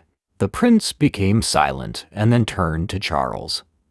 Charlie was waiting for His Highness to act. Noah told Charlie that he needed a child from her lineage. He demanded that she bring him a child who would try his best. Charlie looked at him in bewilderment, agreed, and decided to ask why the prince needed this. Noah looked at Gutto and asked him if he could take on some students. Gutto answered the prince's question positively. Charlie stood up and wondered in bewilderment why His Highness needed this. Noah began to get up from his chair. Noah turned his gaze to Charlie and said that he would pay for his tuition and living expenses. The prince ordered Charlie to bring someone who had a strong desire to become a doctor. Charlie was very surprised. He thought that then everyone in her village would be able to get medical help if needed. Charlie immediately fell to her knees before the prince. She began to cry and thanked His Highness. A few days later, we see Noah walking around the market accompanied by Charlie. Charlie is very interested in walking around the city. We see the sign of Alan's shop. The prince enters the shop to see the merchant. They pour him some tea and he sits down at the table. Opposite him stands Alan. Alan, rubbing his hands, asked if Noah was looking for a gift for His Majesty the Fourth Prince. Noah confirmed Alan's words. Prince Noah remembers that his brother, the fourth prince, suppressed the rebellion in his place. Alan clapped his hands and a male silhouette appeared at the entrance to the room. Alan informed the prince that he had just recently acquired a couple of new things. A man entered the room carrying a painting of a woman. Then two men entered the room with a cart. After them, a girl entered the room with a box in her hands. We see a beautiful statue of a woman entwined with vines. On her head is a crown of flowers, and behind her back are crystals. Noah was surprised to see the sculpture. He asked Alan what it was. The prince immediately noticed that glass was used in the statue instead of crystal. Alan noticed the prince's attentiveness. This statue was left by the famous Lindsay. Lindsay was the only one who could make a statue out of glass. Now it is a lost skill. Noah was very surprised. He did not know that a statue could be made of glass. Alan added that there were only 2 statues of glass goddesses in the whole world. The prince decided to buy it without hesitation. Alan rubbed his hands and named its price at 10,000 ren. Noah handed Alan the bag, saying that it contained more than 10,000 ren. He added that it was a reward for helping him choose a gift for his brother. The merchant accepted the bag and thanked the prince. Prince Oscar suddenly entered the room. He was glad to see Noah. The brothers looked at each other in surprise. Oscar walked closer to the statue of the goddess Lindsay. He asked Alan if it was a real statue. Alan confirmed his words. He also added that he would not offer a fake to His Highness. Oscar became sad. He didn't know that there were 2 statues. Noah asked his brother if he knew where the second statue was. Oscar replied that he had the second statue. The value of a treasure increases. With its rarity, if there are 2, the value is completely different. Prince Noah looked at the sculpture. The protagonist grabbed the statue and raised it above himself. Alan and Charlie looked at the prince and were very surprised, not understanding what was happening. Noah threw the statue on the floor. The statue of the goddess Lindsay broke. This left Alan and Charlie in shock. Noah reassured Alan by saying that he could keep the money he had received earlier. He took the bag in his hands and told the merchant that it was his salary. Alan looked at the prince in bewilderment. He did not fully understand the meaning of his words. Noah looked at Alan and said that the second goddess statue had just come out, but it had already broken. Noah expressed his desire to spread rumors about Cobalt Street. Alan and Shirley looked at Noah in surprise. Prince Oscar had figured out his little brother's plan. Oscar said that his statue would definitely increase in value. Oscar was amazed by his brother's actions. Noah said that if the treasure is found, it will be good, but not for its creators. He added that the value will increase if the treasure is only in the possession of his brother Oscar. Oscar scratched his head and admitted that he wasn't as smart when he was Noah's age. He only learned that kind of knowledge after he became an adult. Oscar turned around and said he would thank his brother later. Noah told Alan that they now had to pick out a gift for Henry again. Alan replied that he had plenty more in stock. After some time, Noah and Shirley left the store. They are walking along the city streets again. Shirley reminded him that the statue was a treasure and asked the prince why he had broken it. In response, Noah said that after all, it was just a thing. He added that real treasure is not like that. Not understanding the intent of his words, Shirley looked at the prince in surprise. Noah opened his stat panel and asked what the real treasure was. Shirley looked at the prince with interest. Noah added that the real treasures were people like Shirley. Shirley was very surprised by the prince's words and looked at him, asking him to repeat his words. Noah answered that only people are treasures. Shirley's eyes lit up. She was impressed by the prince's words. Shirley said that he would follow Her Highness for the rest of his life. Noah moved on, and Shirley sped up to keep up. The prince accepted her words, thinking to himself that by then he would be an adult and enter these lands as a lord. After some time, a new day, morning. The sun has already risen and marks a new day. Prince Noah's maid wishes him good morning, bowing politely. The protagonist wakes up and after a while comes out of his chambers, opening the door. He passed by his two maids. 12-year-old Prince Noah began his breakfast, patiently waiting for the maids to serve the dishes. One girl, busy with the preparations, was distracted by the panorama outside the window, attracting the attention of the young master.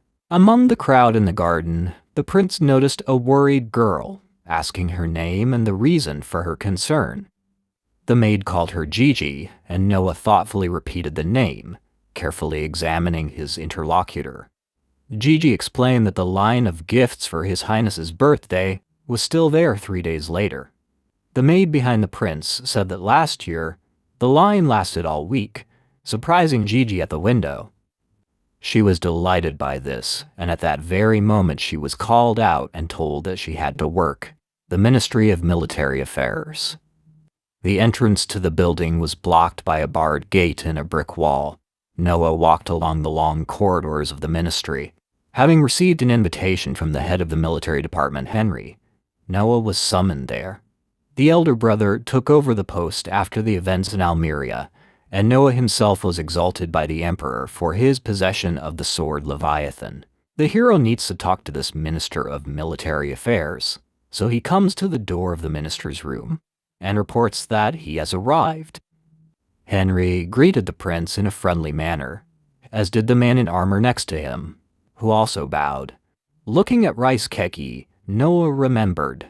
The brave officer who passed the nightly competition successfully commanded the 2nd Division of the Imperial Army under the leadership of Brother Henry.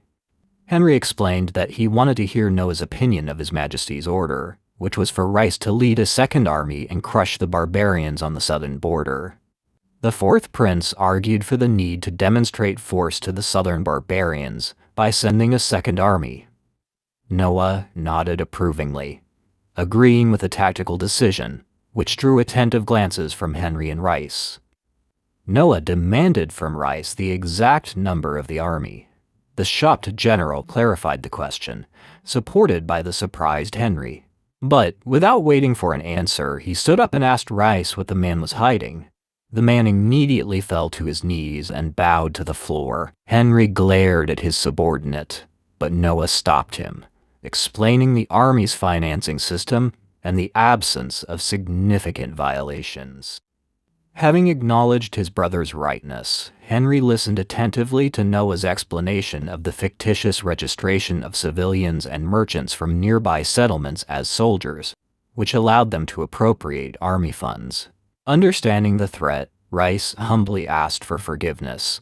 An indignant Henry moved towards the offender, but Noah again put his brother in his place, calming his subordinate. The responsibility lies with the commander. It is not his fault. Rice raised his head silently, and Noah continued to convince the man that everything was fine because the nominal numbers would be a deterrent. Henry looked at his brother again, beginning to understand his plan, and said that it was true, because sometimes it was better to say it was a large army of 100,000. Noah said with a smile that that was exactly what he wanted to convey. Henry confirmed his understanding of his brother's position. After hearing this, Noah asked Rice about the size of the army needed for a decisive victory.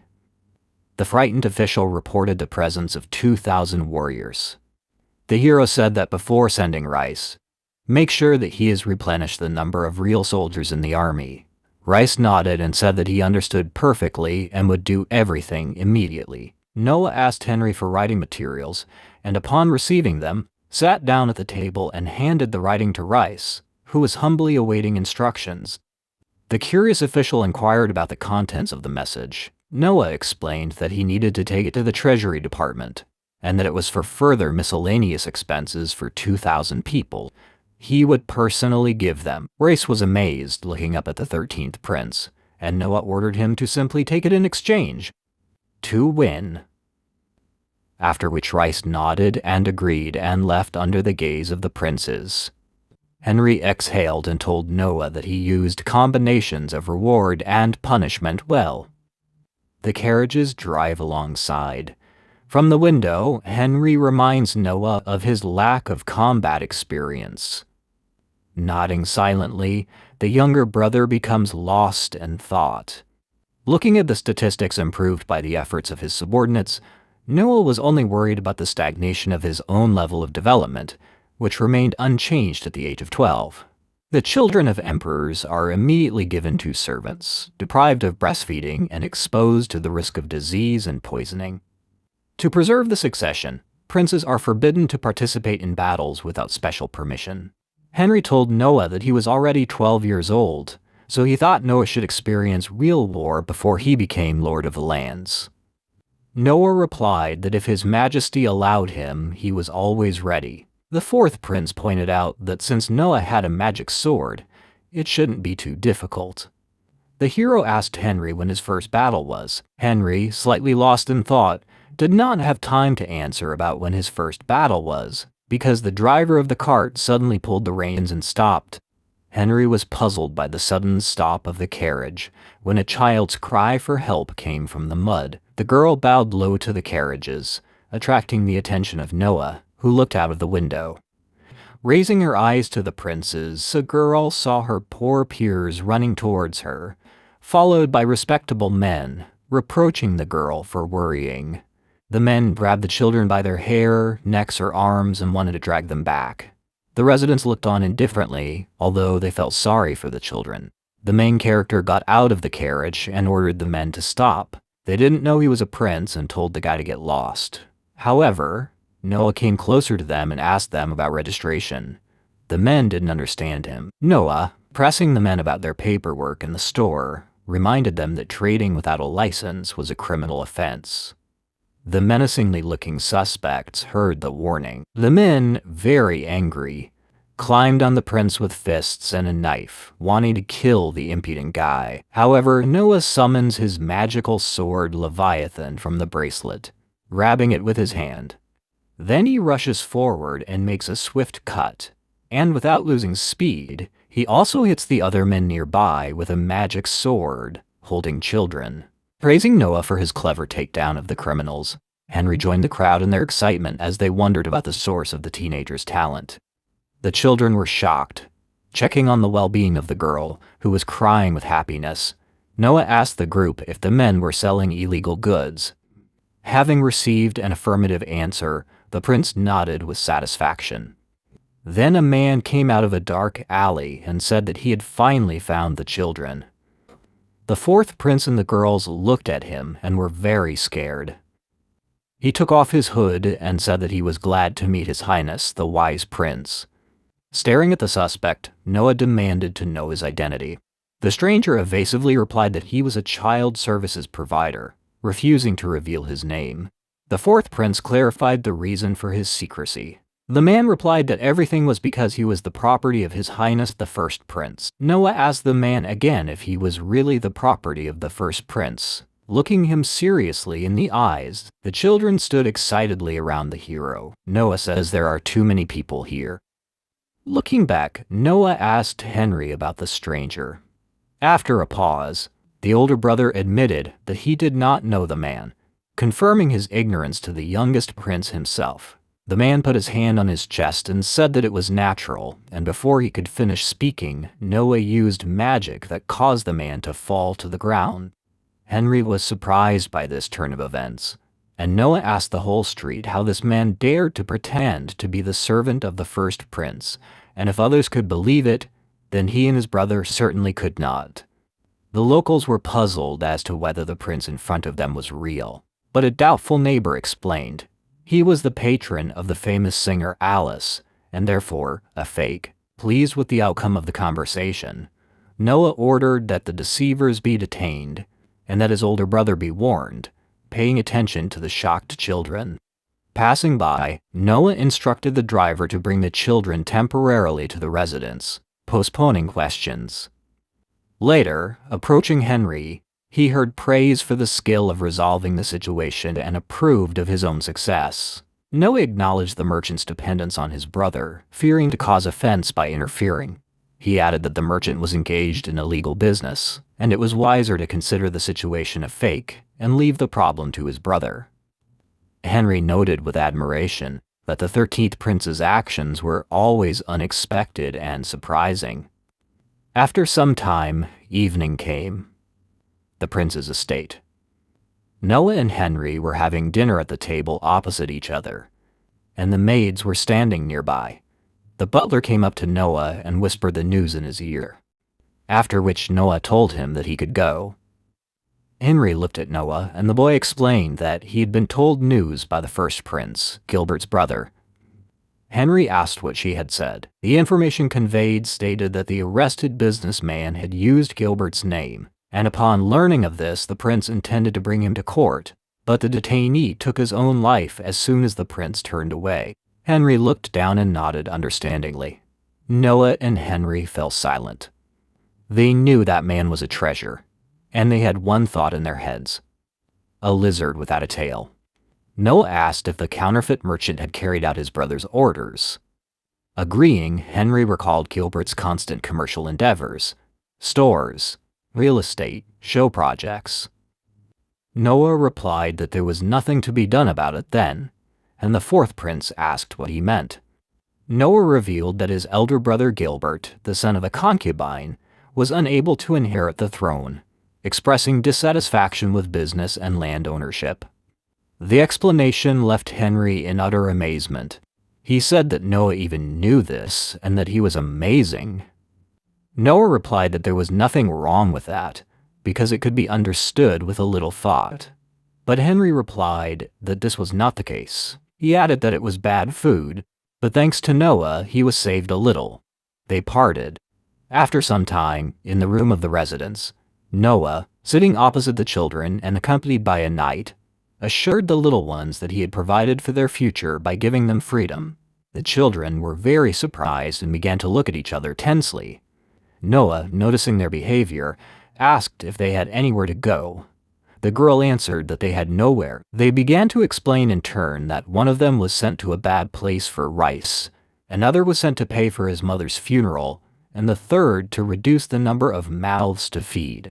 Noah thought about how they had no place to go back to, because they might be sent to a bad place again if they went back. After thinking for a while, Noah stood up and addressed his butler Dylan, while the children looked sadly at the floor. The 13th prince announced the admission of orphans in need of housing and work, encouraging those who were able to study. The butler accepted the order. The girl timidly asked if the prince was acquiring them. The guy sat down and said that they could stay, but if they wanted, they could leave. But he also added that he would never take back a person who had once left, and this meant that he would not tolerate traitors. The girl looked at Noah in surprise, and he wondered if this was too cruel. With a smile, the butler Dylan urged the children to try honestly, without betrayal, expressing gratitude to the prince. Bowing, the children followed him, and Noah called Evelyn. After some time, the maid Evelyn came, and Noah handed her a paper envelope, saying that it was for her. The girl took the envelope and asked what it was. Noah explained that it was a resignation, and that she was now the governor of a small land in Almeria. The girl was shocked by this news, repeating the word governor, and Noah added that she was now an official. The land given by His Majesty is vast, so a governor can be sent to rule in His Highness's name. From a maid to a governor, that would be a great career advancement. Evelyn, recognized by Noah as the most intelligent maid, sheepishly refused the promotion, preferring to serve the owner. Despite the girl's trepidation, Noah convinced her to develop her abilities by simplifying the management of the house. But Noah said that she should boldly go and work for him. The girl replied with a smile that she understood his desire perfectly well, and left, clutching the envelope to her chest.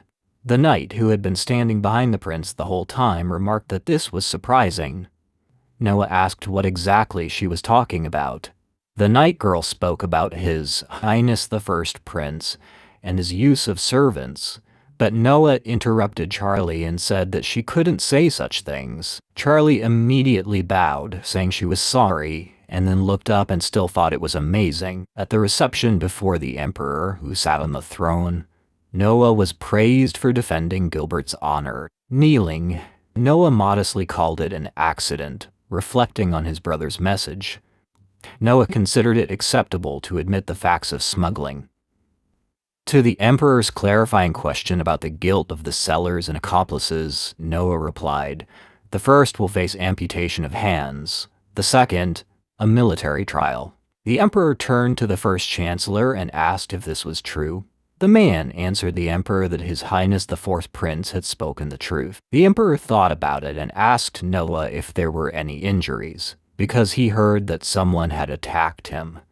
Noah replied that he had managed to dodge. The emperor noted that if he were the victim, the offender would have time to kill him while they were deciding on the presentation. The chancellor emphasized that such an act would be classified as grave sacrilege, punishable by death. Noah pointed out that under imperial law, a charge of contempt could only be brought after the identity of the victim had been established. Therefore, the incident should be treated as a simple beating. The statement caused general shock and silence in the hall. Noah regretted the harshness of his speech, thinking of softening the accusations, but the emperor's laughter eased the situation. Breaking the general silence, he then turned to the chancellor and asked how he felt and whether he had won the bet.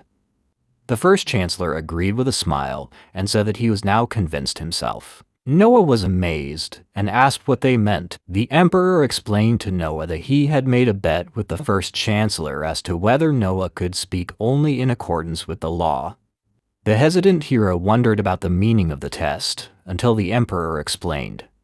The prince's principle of strictly observing the law has long been known, so the test became a test of this trait. After which the man stood up and, turning to Noah, declared that in the name of the emperor he was appointing Noah Ararat as Minister of Justice. Everyone in the audience hall was shocked. Noah thought that he had answered the questions as usual, and now he had been appointed Minister of Justice. After some time, the new Minister of Justice got out of the carriage and headed towards the building. The Ministry of Justice. The workers stood in a bow and said that they were waiting for Noah, and addressed him as a wise prince. Noah sat down at the desk in the office, and a man stood in front of him. He introduced himself as Vinny Ozzy, and said that he was the Deputy Minister of Justice. Having risen so high in his career so young, Noah was inquiring about his duties at the Justice Department, asking for a brief explanation. Vinny described the organization of courts by the Ministry of Justice throughout the empire, explaining that it, or the emperor personally, would judge criminals who had committed serious acts, such as rebellions. Noah noted that, in other words, this place was something like a court. The man replied that the prince understood everything correctly. Then the prince asked if a man also judged, when he answered that in some cases. And then Noah asked how many bribes he had already taken, when he shuddered and answered fearfully that he had taken nothing. Noah promised to forget what had been said after he left, wanting to hear the truth without further intrigue. The calmed-down Vinny respectfully acknowledged the foresight expected from a wise prince, and then he said that he didn't take much, a few hundred ren a year, and that's because he was very considerate. Others who weren't so considerate took 10 times that amount. Then Noah asked what the man's obligations were. Vinny replies that he doesn't take murder cases. Noah asks why, and the man explains that they are easy to solve, so the case can also come down to revenge, and that is irreparable. He only takes cases that can go either way. Noah wrote a note increasing Vinny's salary tenfold, demanding that he stop his previous activities, and helping to justify the emperor's trust.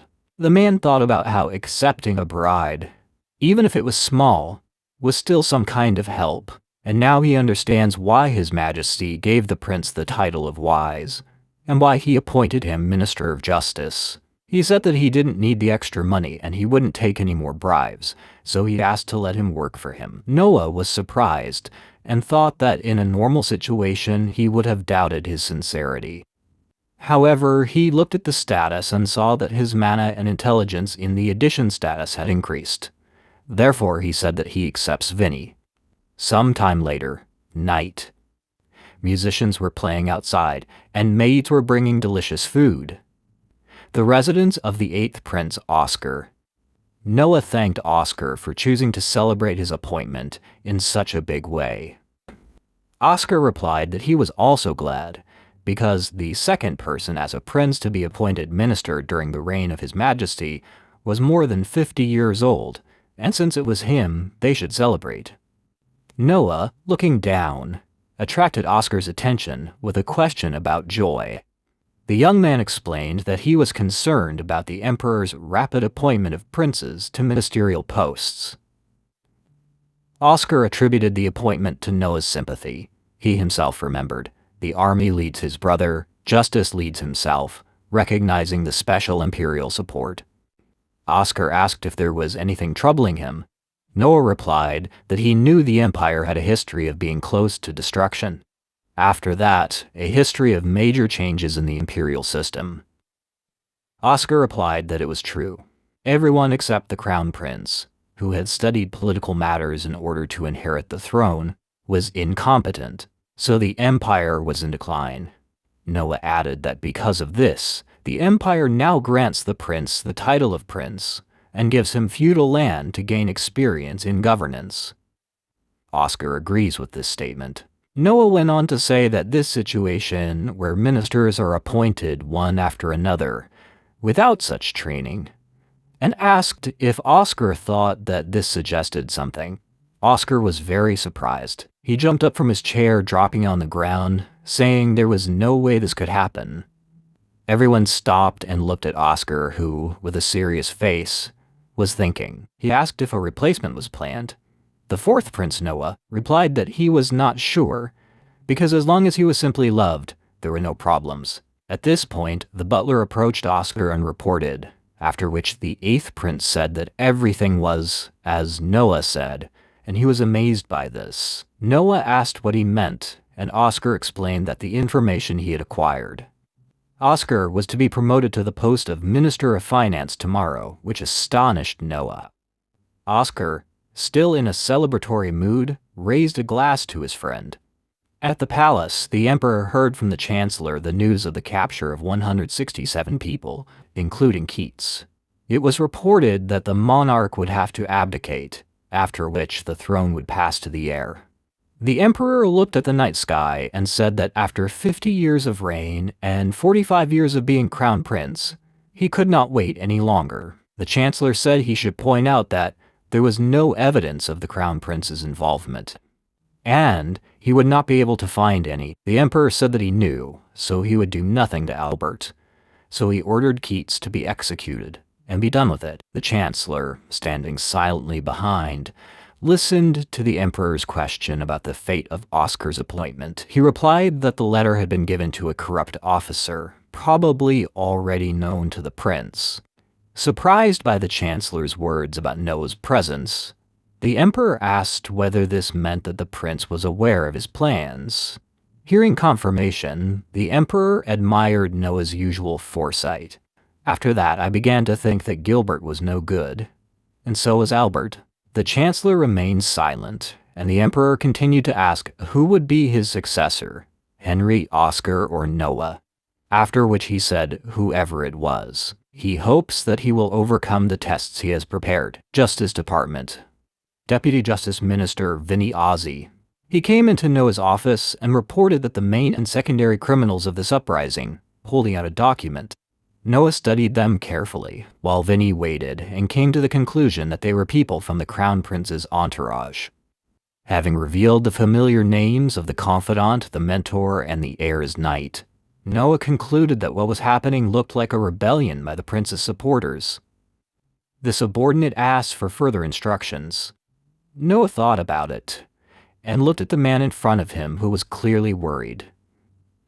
Noah knew that this was a natural reaction, because, regardless of whether the crown prince was involved or not, in the imperial law, if the imperial family breaks the law, there is a clause that allows them to receive a lighter punishment. However, there is one exception: rebellion. If a member of the imperial family is involved in a rebellion, the punishment is beheading. Even in the case of ordinary crimes, knowing about the crime may not report it, but if the crown prince knew about the rebellion and did not report it, then he will be sentenced to death. This was the problem for Noah, because the betrayal of the crown prince is punishable by death. After all, this would be a terrible scandal, and the empire itself could be shaken. Noah thought for a moment and then asked Winnie if His Majesty the Emperor had told him anything. The man nodded and used a spell to repeat the text. The Emperor's words came out, saying that those who did this would be punished. The prince asked if that was all, and Vinny asked in return what he meant. Noah replied that, apparently, His Majesty did not intend to interfere. Vinny understood what was being said, and Noah confirmed that they would only execute those on the list. Thus, the rebellion did not even need to be recognized. Vinny replied that this was the right decision. Noah then gave the order for everyone to be executed immediately. Vinny bowed and said he was impressed. Noah thought about the fact that there were two types of executions, depending on the timing of the execution: immediate and collective once a year. If a collective execution can be achieved, it can lead to freedom. If there is no room for mitigating circumstances, the execution is carried out immediately. His Majesty clearly doesn't want to involve the Crown Prince in this, so he must do it. Noah stood up, and Vinny asked where he had decided to go, to which the prince replied that he was going to an audience with His Majesty, just in case. Sometime later, in the office of His Majesty the Emperor, Noah stood bowing before his father. The Emperor asked why he had come, and Noah replied that it was because of the question about the rebellion. Noah's father asked what the punishment would be. The prince replied that according to imperial law, the main criminal would be sentenced to beheading, and the rest would be sentenced to death. He then raised his head to see the Emperor's reaction and added that it had been decided to execute them all on the same day. The Emperor replied with a smile that he had done a good job, stood up, and called the servant Cruz. He then conveyed that Noah had done a good job, so his allowance would be increased by 1,000 ren per year. Noah thought that this kind of judgment was not enough of an achievement to justify the pressure, but nevertheless it was this kind of message from His Majesty. He did not want to involve the Crown Prince. The Emperor walked up to Noah, put his hands on his shoulders, and said that as expected, he had done a great job, and he would count on him to continue doing good work. Sometime later, the 13th Prince Noah returned to the Ministry of Justice in his carriage. He noticed from the window that someone was killing guards at the entrance. Noah ran out and learned from a wounded guard that intruders had entered and seriously wounded soldiers. After receiving a report of casualties and continued attacks, Noah sent the soldier to inform his brother at the military department. And then, on reflection, I realized that it could be problematic if they made such a big mistake. And so he gave a new order that he should gather everyone on the street and, except for him, not let anyone else in, even if it was another prince. After which the 13th Prince Noah took out a magic sword and ran inside.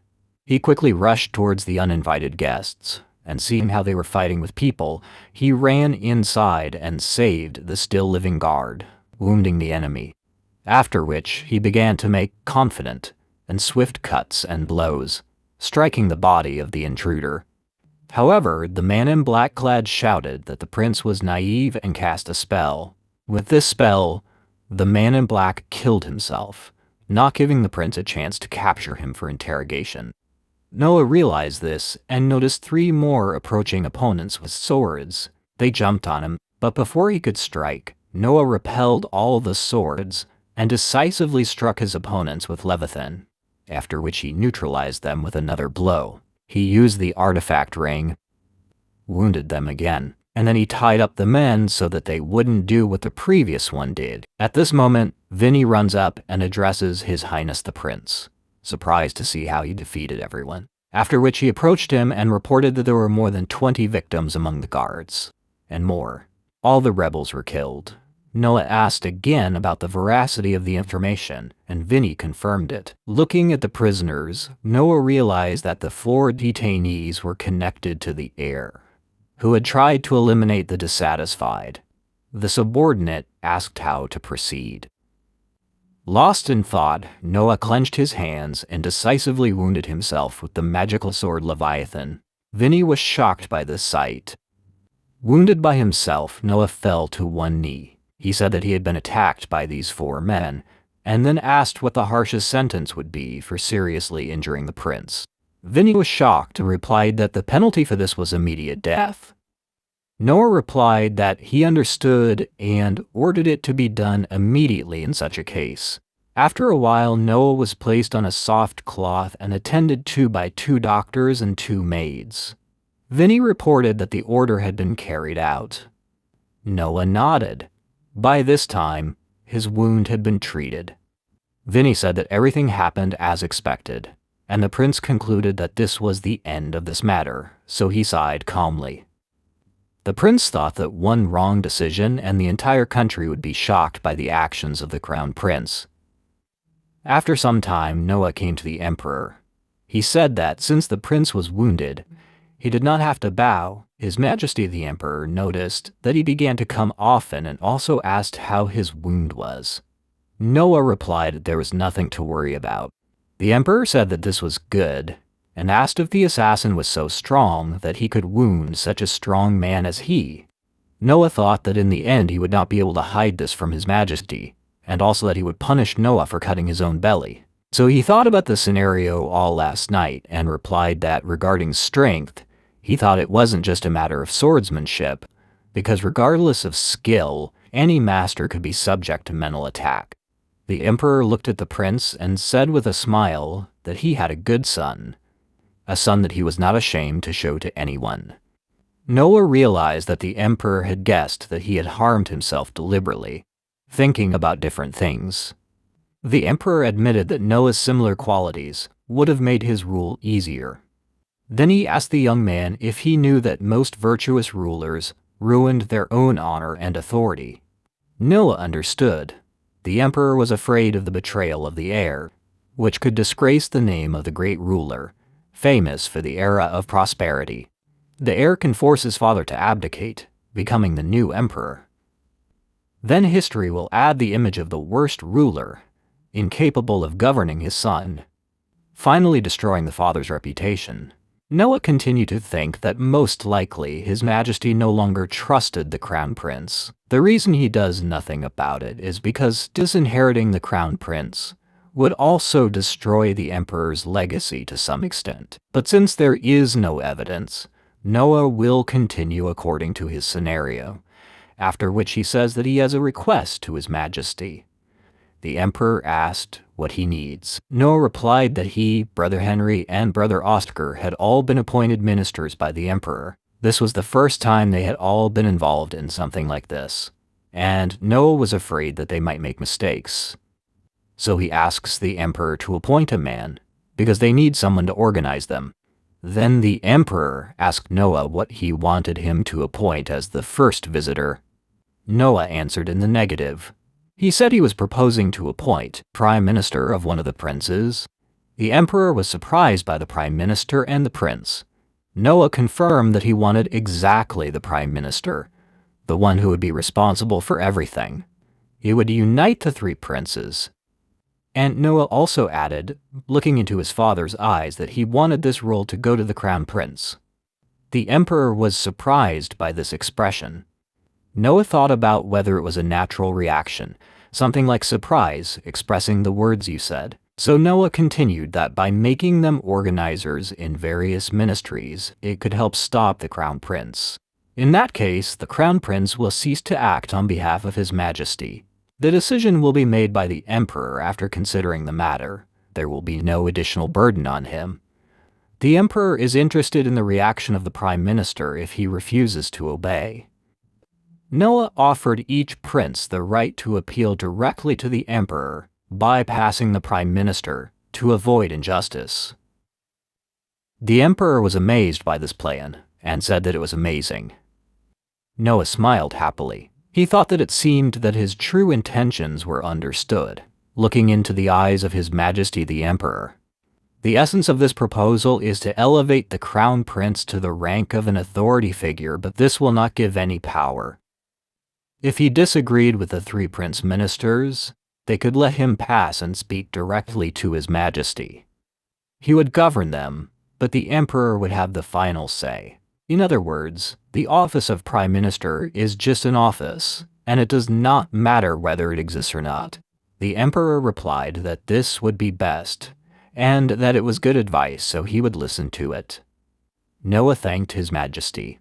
Then the emperor stood up, walked up to Noah and placed his hand on his head, saying that he wished the hero had been born a little earlier. Noah smiled, and His Majesty went back. He said that now he must reward Noah. Money was too boring a reward, so he called crews over again and said they were going to the treasury. The emperor said that the ring had certainly been found by Noah.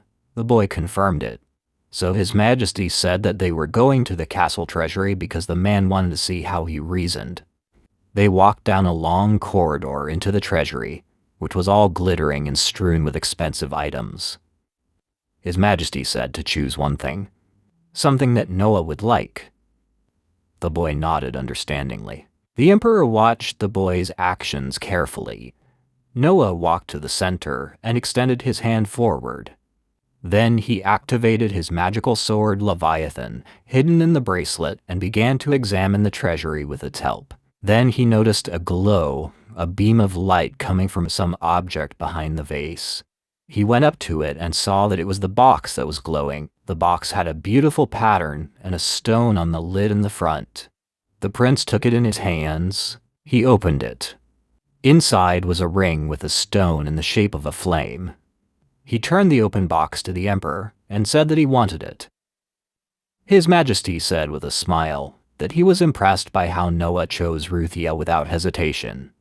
As expected, the guy took the ring and said its name Rutia, and then put it on the thumb of his right hand. The ring burst into flame. Its status has changed. Fire stat has risen to C. Noah thought this was possible because the stat was initially very low, but the fire rose straight to level C. He looked at the ring more closely and told Ruthia that it therefore had the power of fire. The emperor remarked that Noah had seen through it all. The prince confirmed and said that it seemed to have impressive power. Then His Majesty asked him if he wanted to try it and suggested going outside for it. Then he turned to Cruz and told him to prepare everything he needed. However, Noah stopped His Majesty the Emperor and said that there was no need for that. The man turned around with a smile and asked if he had another idea. Noah said yes. The 13th Prince Noah and the Emperor came outside. The Emperor awarded the prince with the fire Rutia, which was imbued with a will like the sword Leviathan. When Noah concentrated, the ring was enveloped in a faint flame. And then there is a strong flow. The flames from the ring grew in all directions, until it covered the hero completely. The Emperor shouted excitedly to Noah, but he, completely enveloped in flames, calmly said that everything was fine. The Emperor continued to watch with excitement, and from the flames appeared the blade Leviathan. Fire and water cancel each other out, so Noah felt no damage. If fire and water are equally matched, they will drown each other out. But if one is superior to the other, the effect will drop to almost zero. This was exactly what was happening now. Noah remained unharmed, even though the ground beneath him was melting. The emperor noticed the prince's steadfastness in the midst of the molten earth, completely unaffected by the heat. A sphere of water and flame appeared around Noah, and His Majesty realized that the melting was only occurring within the range of this sphere. Prince Noah confirmed this guess with a smile and replied that with the help of Leviathan he controlled the heat output. The emperor with a bright smile said that it was amazing. Noah stood in the center, and the flames and water died down, leaving a pit. The joyful emperor said that he was able to completely control the Ruthia ring, and this impressed him. And then he gave the order that Ruthia officially becomes a gift for Noah, and he added that he should continue to work hard for the good of the empire. Noah nodded. They returned back to the palace, to the office of His Majesty the Emperor. Noah stood before him. The emperor told him that there was one more thing he wanted to hear Noah's opinion on. The boy was surprised. The emperor then handed a piece of paper to Noah, and it said that His Majesty's younger brother, Graham Ararat, who was also Noah's uncle, had volunteered to pay a fine of 30,000 ren. Noah asked what Uncle Graham had done, and the emperor replied that Graham's son, who was his nephew, had committed a riot and killed a drunken man with whom he had quarreled. Noah was surprised by this discovery, and the emperor added that he personally accused him of the crime, while Graham proposed to impose a fine for not keeping an eye on his son. Noah replied that, according to the laws of the empire, Uncle Graham was innocent of anything, because just as a child is not obligated to pay off his parents' debt, so the child's crime does not extend to the parents. The emperor said he had given Graham the same answer, but he was still scared. He probably wanted to buy peace of mind by paying a fine. Noah looked at the paper and thought that 30,000 ren was a huge amount, since the average monthly income of an adult male was 10 ren. The emperor asked what Noah thought. The boy replied that he thought he should refuse. The emperor remarked that this sounded like a no-lose proposition. Ren said that they could not impose a fine on an innocent person, even if he wanted to. The emperor asked if, in such a case, the law could be amended to allow self-payment. He explains his proposal by the fact that their treasury is in a state of chronic danger, because saving people from natural disasters, suppressing uprisings, all this costs money. Noah understood why everyone wanted to have extra income and understands the emperor's feelings. Therefore, he replied that if they create such a precedent, then people will think that if he paid, then he is innocent, and if this happens, then the barrier to crime will be lowered. The emperor replied that it was true. The restraining law would indeed die. And Noah added that, moreover, most of the people who will use this are merchants, nobles, and officials, and this can lead to political corruption. The emperor replied that he understood. Noah handed the paper back and added that the lack of a treasury was a serious problem, but it had to be replenished with legal funds. The emperor agreed with Noah and said that this was good advice, and also that there was a need to further consult with Oscar, after which he wrote the decree on paper and put a seal on it. Noah glanced at the imperial decree that was handed to him again. It begins by praising the 13th Prince Noah for his wisdom, and ends with his appointment as an advisor to the prime minister. The emperor himself appointed his advisor as prime minister, and Noah guessed why. The monarch asked the boy if he was happy with the new position, but he answered gloomily that it was not about that at all, but about the offer. The emperor asked him what he meant, and Noah replied that there was no question of paying while avoiding sin, so he offered the possibility of allowing one to pay for honor. The emperor was surprised and asked him what he meant. Noah explained that his idea was to give the honorary title of knight to anyone who donated 1,000 ren to the treasury. People who have resources beyond their personal needs seek to gain honor by investing the surplus in the education of gifted poor people, thus enhancing their own reputation, the reason for the patronage of aristocrats. The Emperor understands, and Noah clarifies that it is honor that can be bought. An honorary knight will never become a knight and will not be able to come to real power. And he adds that instead of real power, they will receive a reward personally from His Majesty. The Emperor asked about what this was all about, regarding the honorary title of knight. Noah nodded. His Majesty replied that it was a great idea, and Noah was amazing.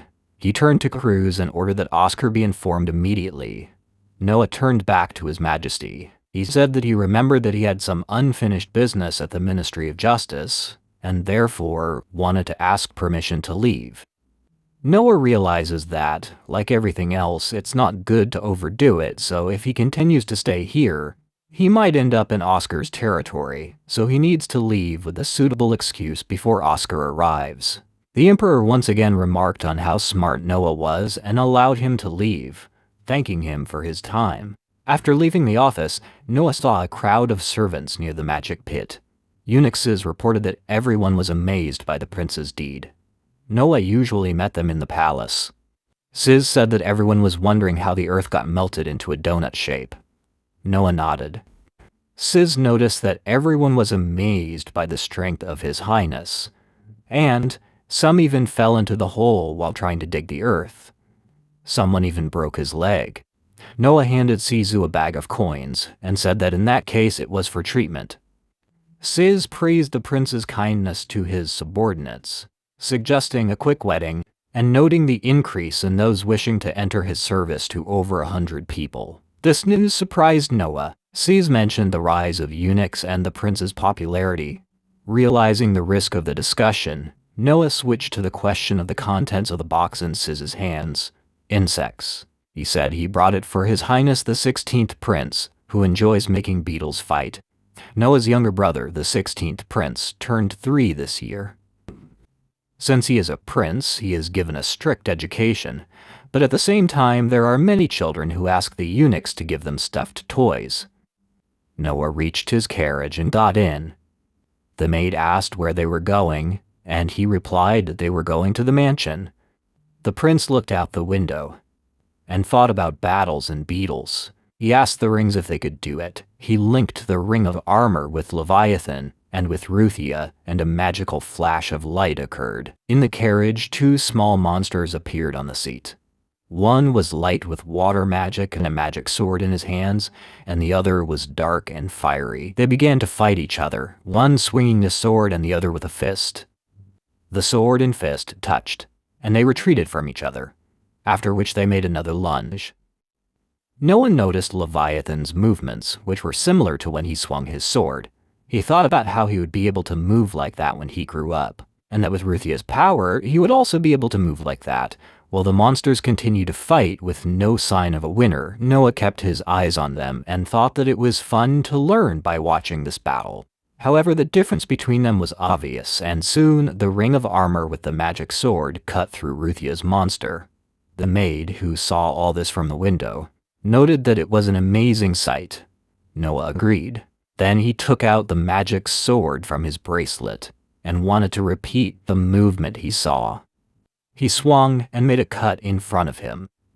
The maid didn't notice any cuts and thought the sword had missed. Noah said there was indeed a cut, after which he stood up and took one of the crystals of the decoration and showed it to the servant, separated by a smooth cut.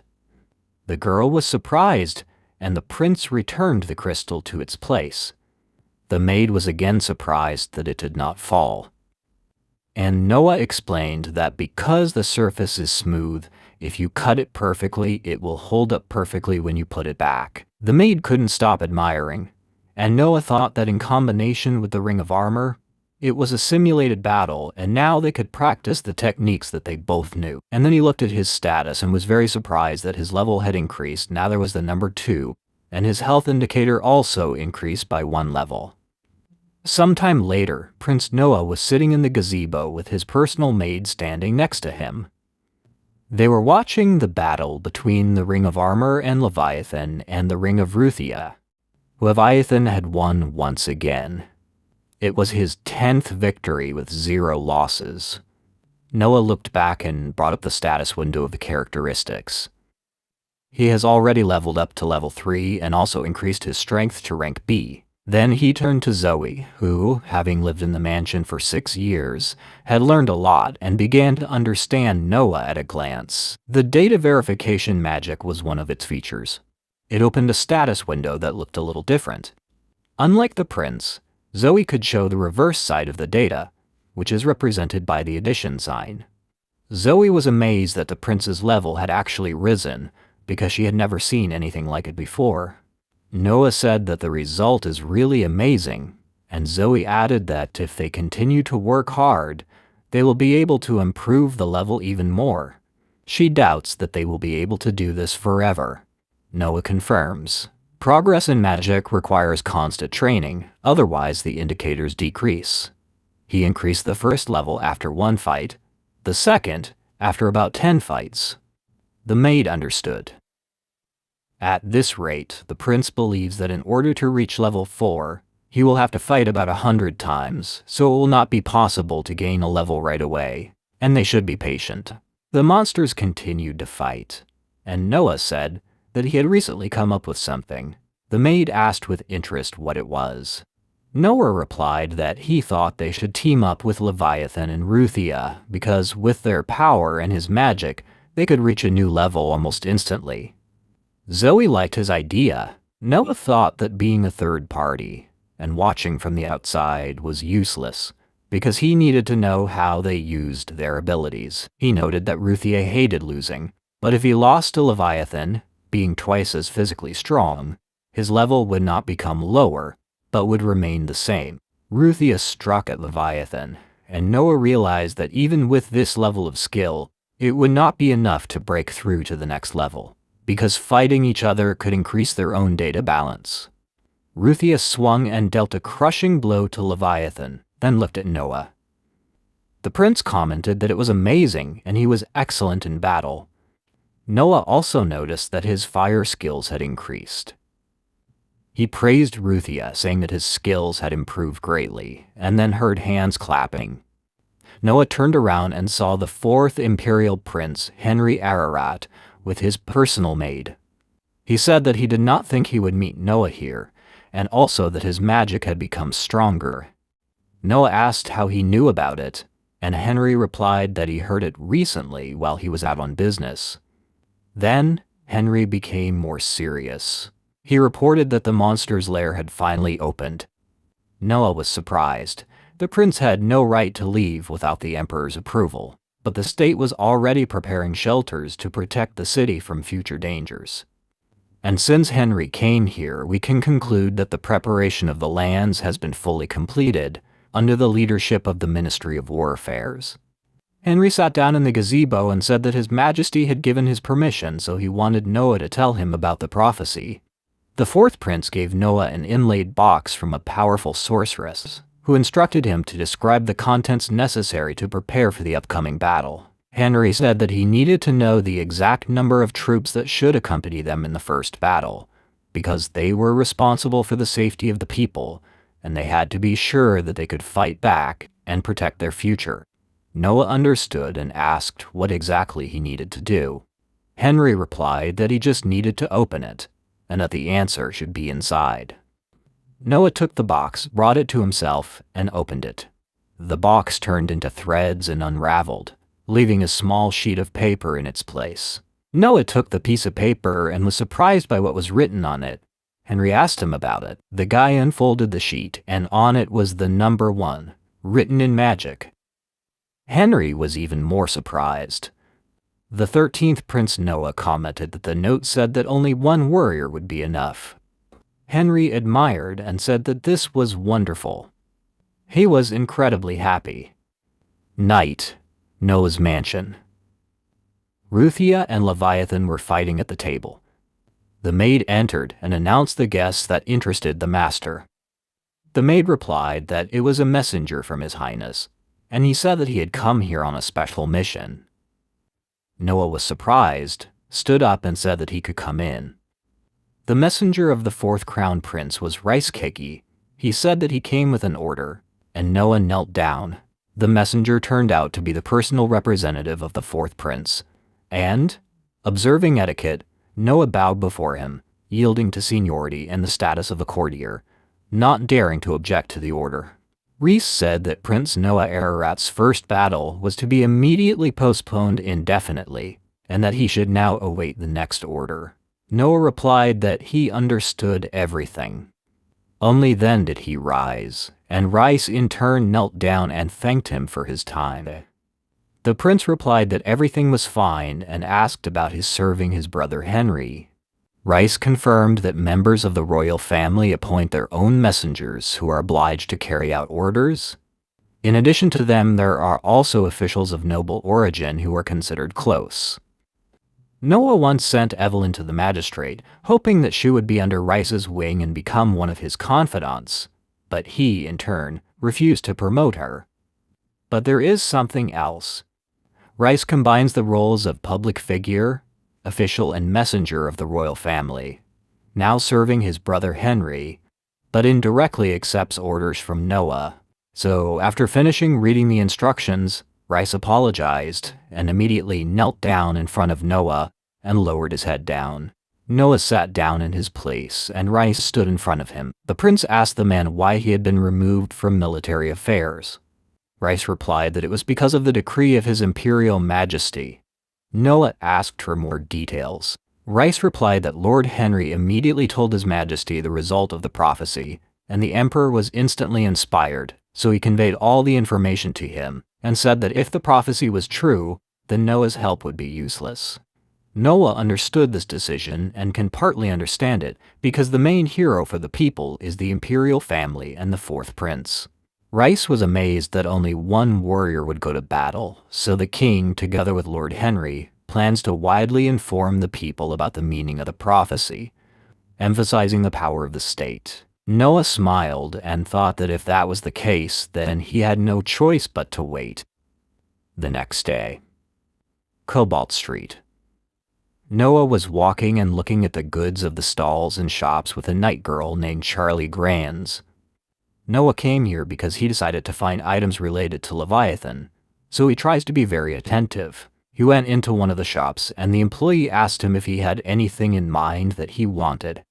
Noah asked in return if he had a cursed doll. The worker thought uncertainly, hesitated a little, and then explained that the item Noah was looking for served the dark side, and if it fell into the wrong hands, bad things would happen. Noah thought about it and asked what it meant that the worker wanted to say that he didn't have the item he needed in stock.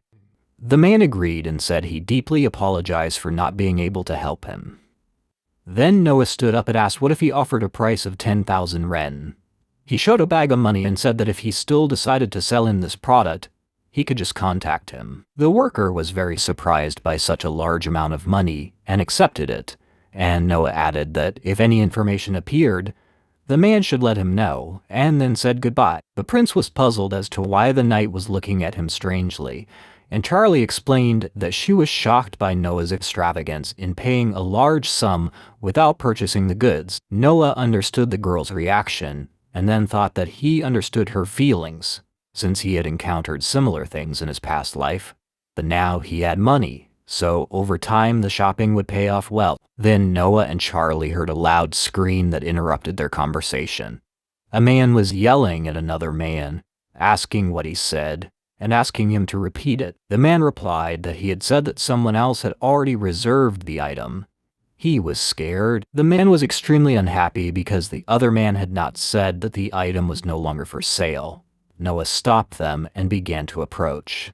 The attacking man asked who dared to interfere, and upon seeing him, his face immediately changed.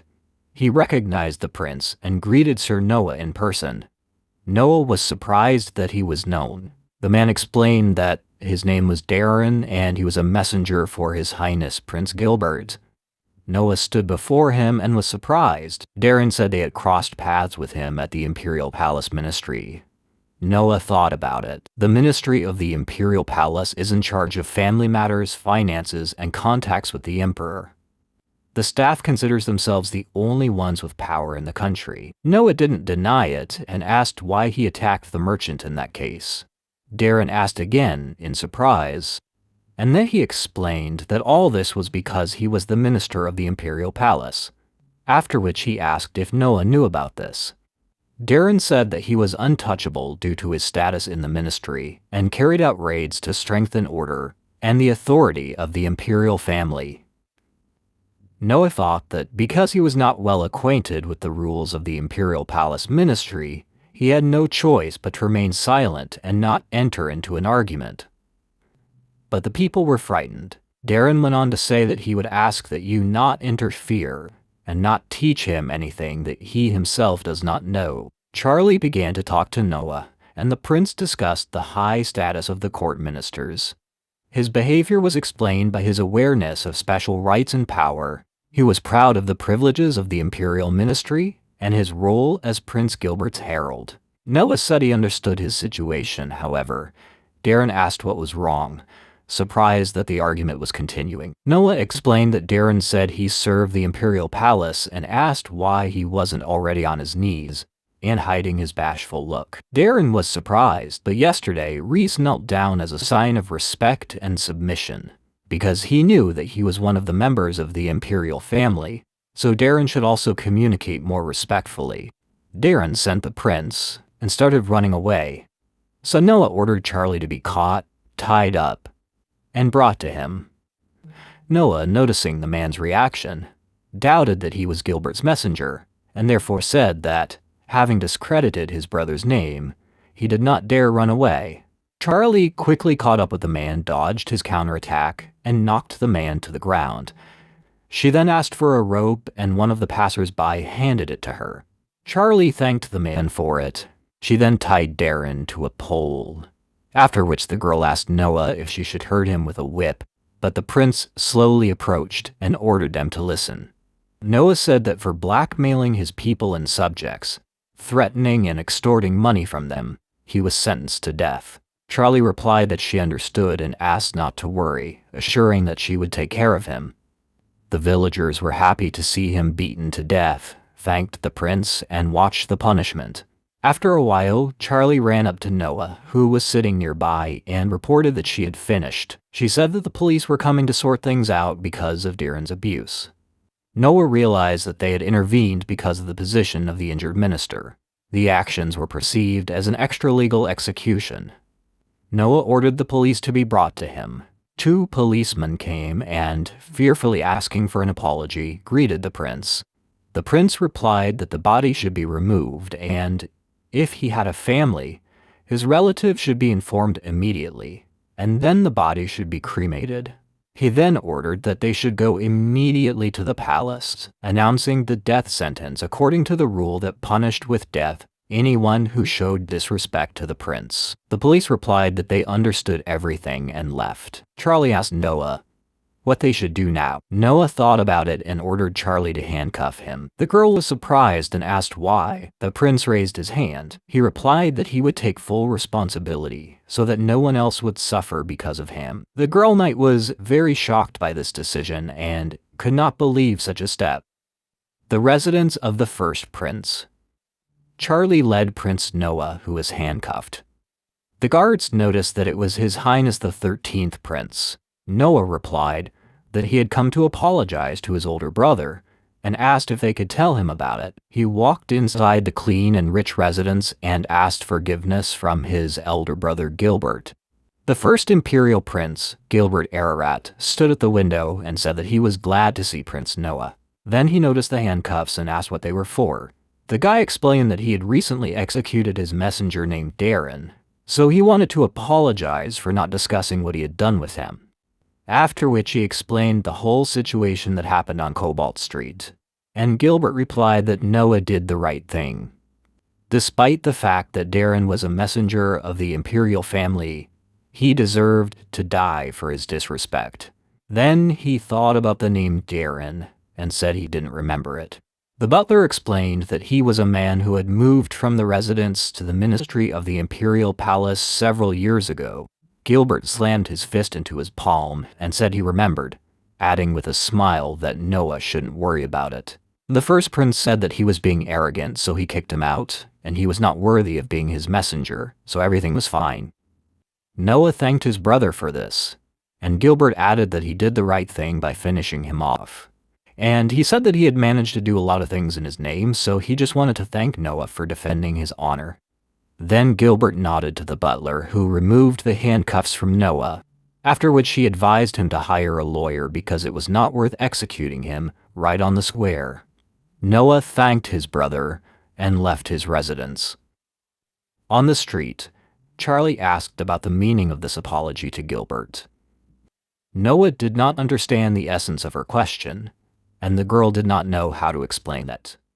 Noah simply said that he could not enter into his presence without showing that he admitted his mistake. He also added that he was angry when he saw it. Charlie was surprised and said that Noah treated him with great respect. The prince said that he could not ruin his relationship with a family member, neither with other princes nor with his brother. Besides, he was the minister of justice. Noah added that now His Majesty's mercy was somewhat greater towards him than towards his brother, and besides, he himself had come to apologize. The guy added that his still green younger brother apologized for doing something wrong, so how could he not show generosity in such a situation? Charlie smiled and said she realized that if the younger one apologized first, the older one wouldn't be able to get angry. Noah added that he had made a special arrangement for the truce, and that there was another reason for it. Charlie asked about it. The prince explained that if he had done nothing, Gilbert might have interpreted his actions as hostility. Charlie understood. Noah added that he came to Gilbert, and his brother forgave him. An aristocrat has honor. It is shameful to raise something that was once forgiven long ago. The girl said he was right, and was surprised at how he thought everything through. The next day, Noah was approached by a butler who reported that they had a guest. The guy asked who it was, and Dylan said that it was from the Ministry of the Imperial Palace, and he was waiting in the living room. Noah walked into the living room, and the man stood up and bowed to the prince. He said he was pleased to meet him. He then introduced himself as Don Oates. Noah sat down in his place and asked why he had come. Don said that he had heard about yesterday's incident and was impressed by what he had done, so he wanted to become his follower, and that was why he had come here. Noah asked if he wanted to serve him, and Don, bending his knee, said yes and asked to be considered for the position. Noah explained that, as Minister of Justice, Don would hardly achieve a similar position at court. But he calmly replied that he would be quite content with the occasional use of the prince when necessary. Noah agreed, and the man raised his face, sincerely thanked him, and then left the residence. Noah turned to Dylan and, looking at Don through the window, ordered him to find out everything about him but to be extremely careful. After some time, 2 maids were helping the prince dress. At that moment, Dylan came in and asked permission to report.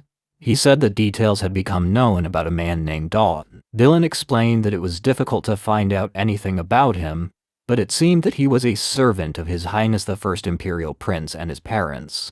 Noah understood. Aristocrats sometimes marry servants. The prince's estates are especially guarded. For the sake of secrecy, it is difficult for simple servants to leave, so noble persons take concubines, whose children also serve their patrons. Dylan asked if it was possible that His Majesty the First Prince had sent a servant to Noah for surveillance purposes. Noah replied that it could be, so he ordered that no one be told what he had learned. They knew he was a spy, and so they could use him. Dylan agreed, and was surprised that Noah only needed one look to see right through the spy. The prince thought about insight and brought out his status window. Even after all the training, his luck had not increased much.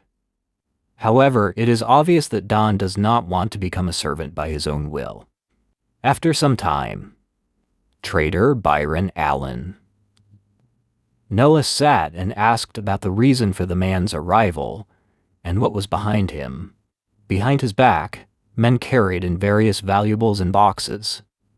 Byron said that Cindy had received His Majesty's blessing and officially became his wife. Noah was surprised. Cindy was the girl Byron had given to the royal palace as a servant. She had been chosen on Noah's advice 6 years ago, and now she had been made a princess. Byron threw up his hands and said that it was all his gratitude, a small gift for the service rendered. Noah smiled and understood the man. He noticed that he had forked out a lot, a whole 30,000 ren, and asked why. Byron was surprised by the insight and the fact that the prince named the exact price.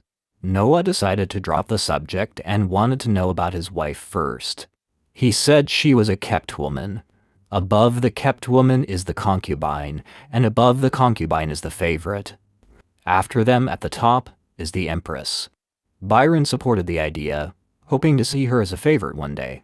The women of the palace are divided into classes, depending either on the success of their children or on the favor of the monarch. Noah became a wise prince 6 years ago, so his mother became the favorite. It makes no sense to say that the empress will always be one woman. Having reached the top, the girl will become an empress. Byron said that all that remains is to rely on the king's mercy. However, Noah objected, because new trials await her ahead. Byron was shocked by this statement. Noah explained that, of course, buying His Majesty's favor was the fastest way, but the princess's policy was also very important. Noah asked, for example, what would happen if one of the girls replaced Princess Cindy's perfume with one that His Majesty didn't like. Byron didn't answer. The prince explained that girls are much more cunning than men. The female world is the abode of demons. Byron understood everything. Noah stood up and said to send the money. If he knows politics, he knows what to do. Byron bowed and thanked. The prince called his maid Zoe. The girl came running, and Noah gave her the letter, telling her to deliver it and 10,000 ren to his mother. Zoe was surprised that it was necessary to go to the imperial palace and asked about Dylan. Noah explained that men were not allowed, and also added that she should tell his mother the following. After which he seriously said that he would be the guardian of Princess Cindy. Zoe asked if he wanted to protect her. Noah agreed. The guy said that we are talking about aristocrats, and even parents and children put profit above emotions and feelings. If Cindy succeeds, she will become a good ally for his mother too. Zoe expressed her surprise and said that she understood everything and went to carry out the order. Noah sat down on the sofa, and the maid reported that a man from Cobalt Street had come to him. The boy smiled that he had finally arrived. He wondered if there was any point in spending 10,000 ren. The merchant approached Noah, and the prince asked him what he had come to show. The merchant turned around and pointed to what the worker was carrying. Noah guessed what was under the curtain and asked if it was a painting. The merchant replied that it was something like that. The curtain was pulled down, and the merchant said that the name of the painting was Kaziva. It depicted a girl in a dress with her eyes closed. Noah came closer, studying it, and asked if it was cursed. The merchant replied that it was certainly cursed, and suggested that he look in the direction he pointed. There was a copy nearby, created along with the original, where the girl seemed younger, with short hair and short stature. Noah asked if the cursed canvas was constantly growing. Leviathan reacted to the present by emitting something unusual. Then Noah pulled it out of the bracelet and swung the sword at the apartment, surprising the merchant, who tried to stop him. Not realizing the meaning of the act, Noah swung his sword in front of the painting, and at first nothing seemed to happen. 1 second later, a crack appeared on the painting, and a girl's hand emerged from it. Noah watched carefully as the crack grew larger over time, and eventually the girl in the painting flew out of it in her true form. The 13th prince and the girl from the painting looked at each other in surprise. She was alive and floating in the air. The merchant was the most amazed and asked what it was. Then the girl wanted to say something, and Noah said that he understood everything. The man asked what he meant. Noah explained that the painting was painted with her blood. The guy who painted it had killed the girl when she was a child. The prince said that it seemed to have been painted with paint mixed with blood. The merchant was confused. After which the girl said that she wanted to thank the one who freed her. Noah replied that if so, He wanted her to swear allegiance to him. The girl flew up, promised to fulfill the wish, and returned to the painting. The merchant froze in surprise, and Noah smiled. Noah freed her, avoiding the trick of the canvas. Now the girl moves freely. After which, Noah called up his stat window and noticed that the land's status had increased slightly. The prince thought that it was a cursed painting, but if you put that aside, this girl was born. The merchant still couldn't believe what he saw.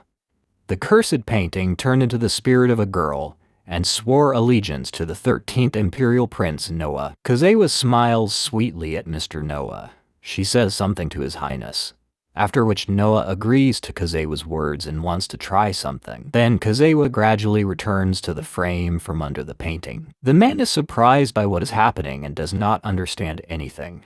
As a result, Kazewa has turned into the same man. The original man looks at himself in shock. The man is shocked by Kazewa's abilities.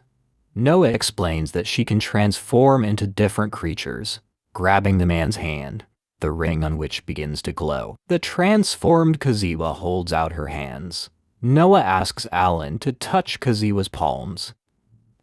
Alan touches his right palm and passes through it without feeling any physical contact. With his left palm, he touches Kazewa's palm and feels the touch.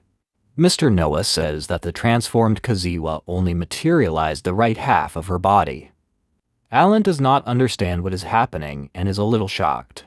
He is perplexed, but still understands how fascinating an experiment Noah has conducted. Noah says that the materialization is due to the connection with the ring. Noah continues to say that this transformation ability is almost perfect. Noah asks Kazewa to disappear halfway. Immediately, half of the transformed Kazewa disappears right before Noah and Alan's eyes, which scares the latter. There is a chandelier with candles in the room, which fill the room with light and warmth. Noah has generally understood everything, and says that, in essence, Kazewa can transfer her soul. Alan admires His Highness's insight even in someone he has never seen before. Kazewa watches what is happening. Noah thanks Alan for a job well done and asks to contact him if there is anything new. Outside, the sun was shining beautifully and warmly, illuminating the palace and the tree standing nearby. At that moment, Noah was walking through the palace and was immediately stopped by a servant, saying that Martha wanted to talk to Noah. Noah asks the maid again, to which she replies that Martha is the mother of the maid Zoe. Noah recalls that 6 years ago, Zoe's home village was flooded, and she got a well-paying job here. Noah meets his mother in the cozy library, kneeling before the prince. Martha explains that her duty is to open and close the back door at the prince's command. Noah thinks about it and takes her words into account. Martha says that there are actually people who met someone at the back gate in the middle of the night not long ago. Noah is immediately interested in them. Martha immediately begins to remember them and clarifies that it was someone who recently arrived at the mansion. She says it was a man, like from the Imperial Palace Ministry. Noah immediately understands what kind of man she is talking about. That man was Don Oates. Martha immediately confirms the words of His Highness Noah. Mr. Noah clarifies that Don is meeting someone in the middle of the night, to which Martha confirms his words. She says that Don is trying to do everything without Noah noticing.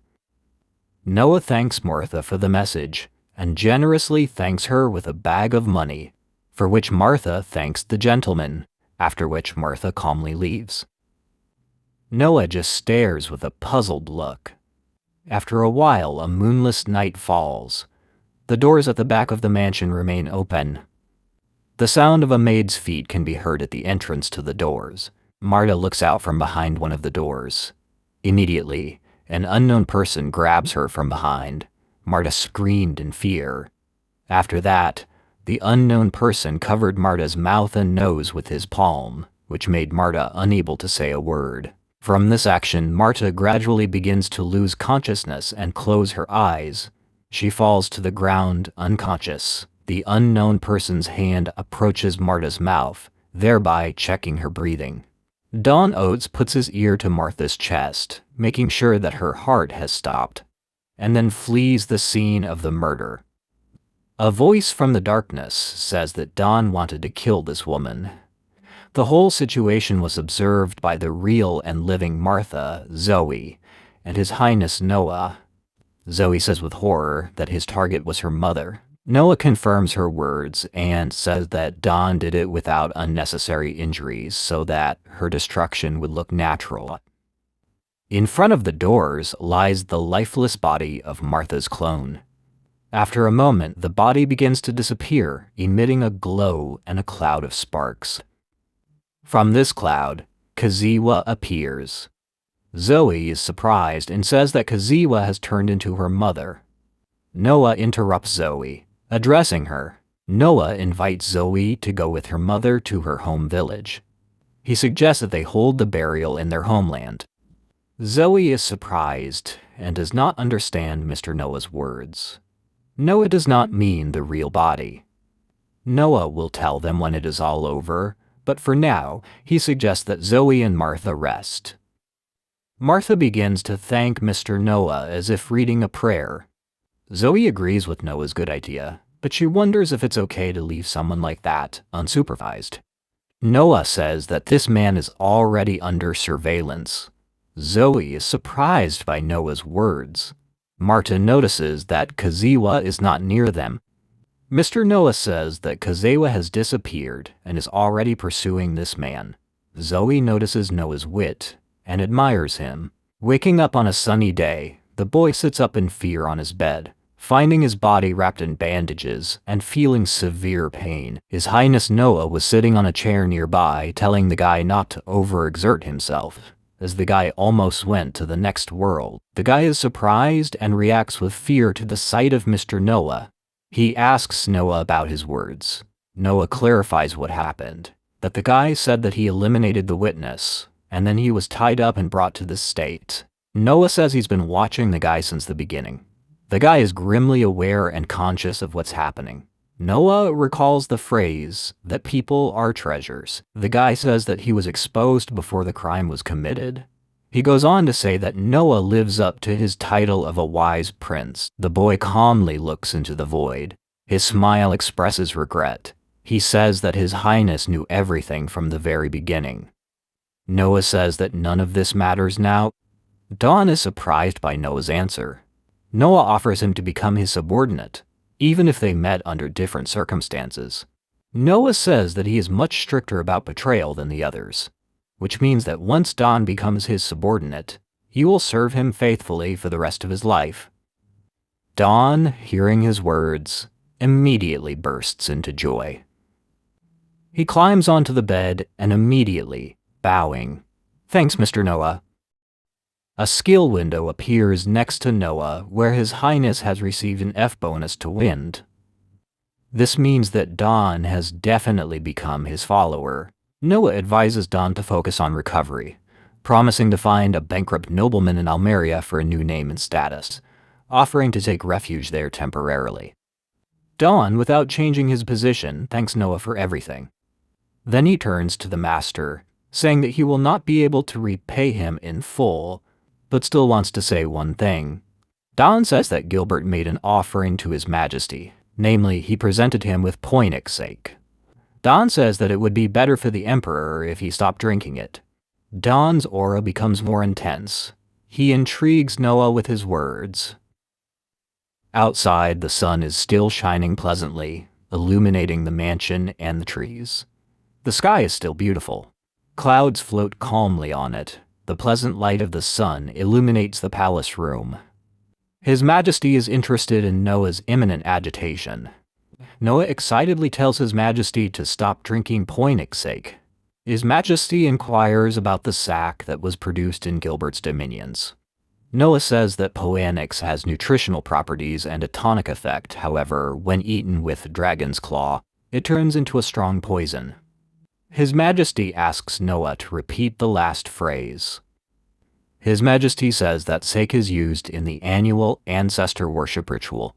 It is drunk by His Majesty and the Crown Prince. Noah states that the absence of sake poisoning for a year rules out the possibility of toxicity, even when combined with the, quote, dragon's claw. His Majesty ponders and asks about the results of the search for the culprit. He is also unsure about the poison in the sake. Noah says they discovered the poison's effects when they gave the test subject sake to try in exchange for freedom.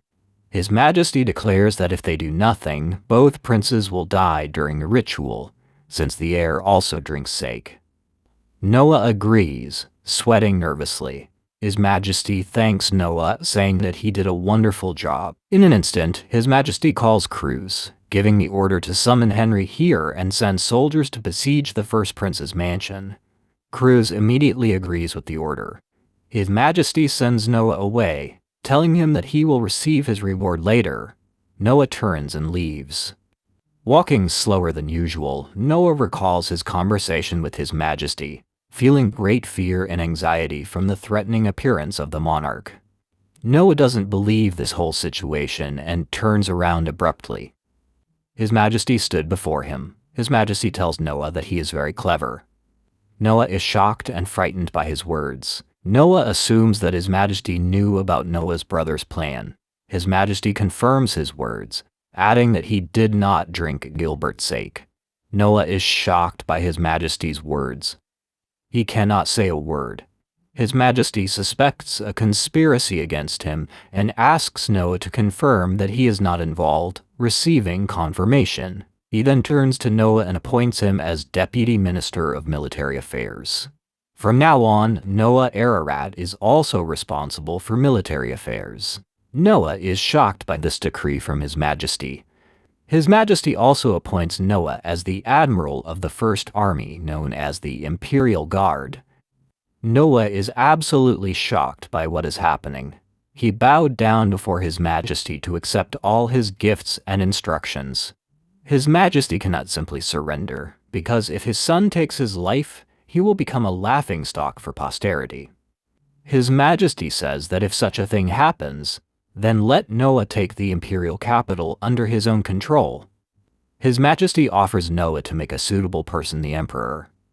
Noah is completely shocked by what is happening, and cannot say a word. He understands what responsibility has fallen on his shoulders. Kazewa is a thousand-faced beauty. Her favorite thing is to transform into different kinds of creatures. Her least favorite thing is to remain unchanged. A few days later, Noah and Albert meet in His Majesty's room. Noah says that they have finished their investigation in Gilbert's house, and have found useful information about the secret room and the dragon's claw. Albert confirms Noah's words. Following this, he changes his expression to a sinister one, and says that now they have all the evidence that an attempt was made on His Majesty's life. Noah reports to His Majesty that Gilbert has been arrested, magic and freedom of action are restricted, and the best guards are providing security. The monarch admits to being at a loss as to what to do next. Noah says that it was a deliberate attempt on His Majesty's life. According to the laws, such a crime is punishable only by death. Albert looks majestically and arrogantly in the direction of His Majesty. His Majesty frowned and thought. Albert asks His Majesty about the possibility of acquitting Gilbert. His Majesty thought about Albert's words. His Majesty asks about the consequences of the arrest. Noah explains that the execution will be replaced by imprisonment, emphasizing that the final word remains with the monarch. Albert says that the highest sentence for a man like Gilbert is execution. Gilbert should be grateful that His Majesty is lenient and did not give him over to the wild beasts. His Majesty says that Noah is guided by right and humanity. Noah bowed in response to His Majesty's words.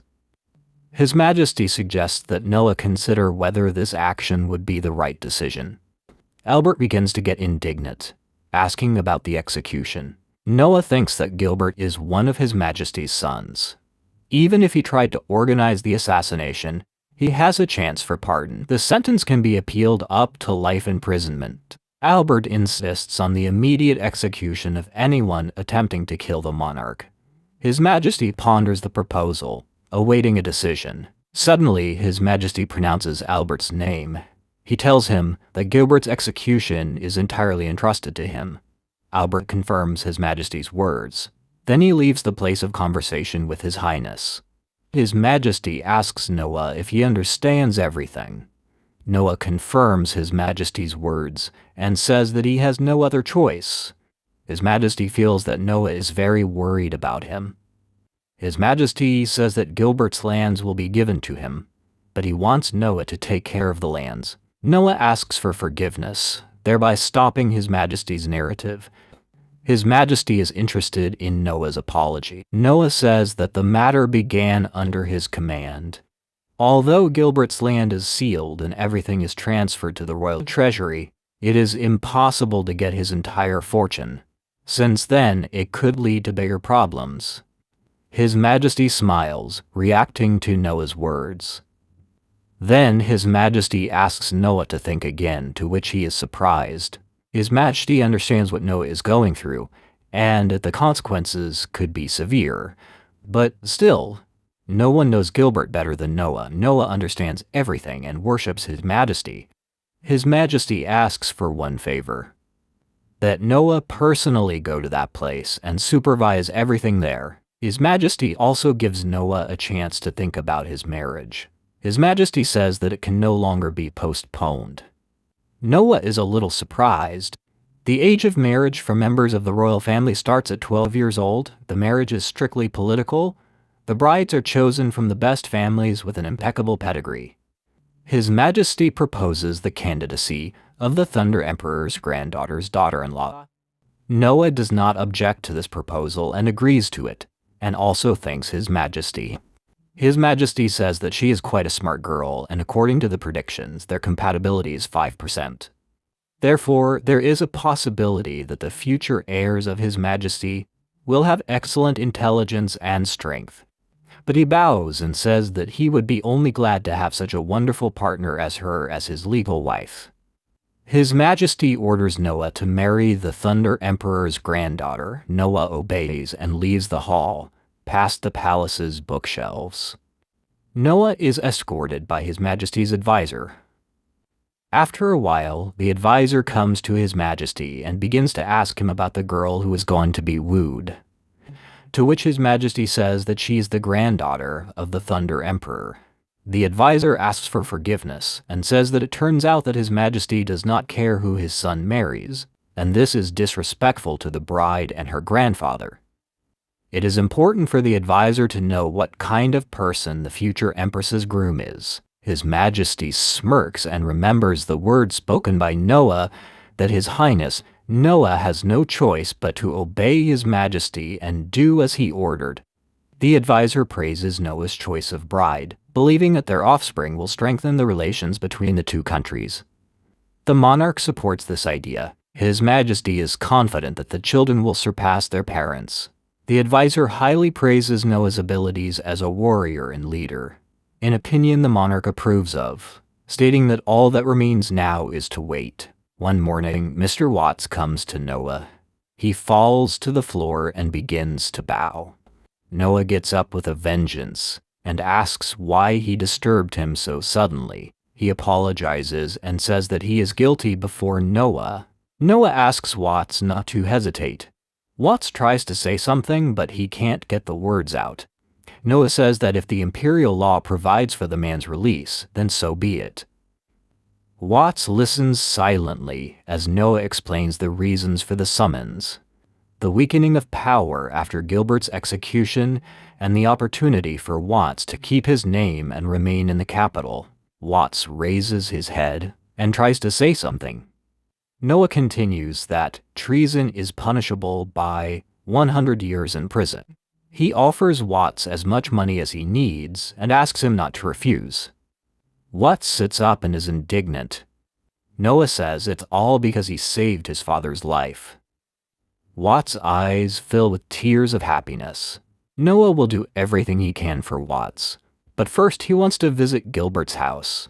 Watts looks at Noah with confusion. Noah asks if everything is okay with him, to which Watts says that he is incredibly grateful and that he will always be there for Noah. After a while, Noah and Alice are walking down a street with many stalls. Noah wants to get away a little, so he takes Alice with him. Alice notices something interesting and invites Noah to take a look at what's going on. Noah notices it too. The girl is looking for candidates happily and ambitiously.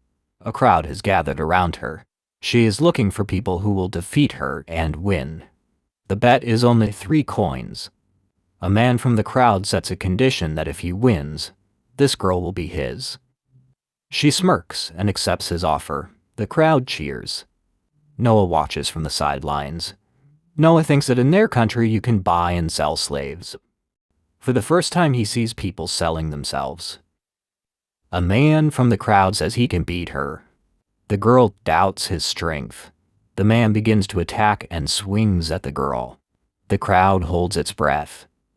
The girl dodges the blow, simultaneously grabbing the man by the collar. With a sharp movement, she throws him to the ground. Holding out her hand, she asks the man for 3 coins. He is very surprised. The girl says that he has not paid yet. The crowd does not understand how she did it. Noah just watches the outcome. The man runs away in fear. The girl waits for the next opponent. Another man comes out after him. After a while, the story repeats itself, and time after time the girl knocks down each of her opponents. Spectators are shocked by the defeat of 15 participants in a row. A brave man goes out to fight a girl. Ignoring payment, the girl watches his attack tensely. She understands that she can't dodge the blow. With a swift blow, he hits her in the stomach. The crowd is even more surprised. Smiling, the man holds the unconscious girl in one arm.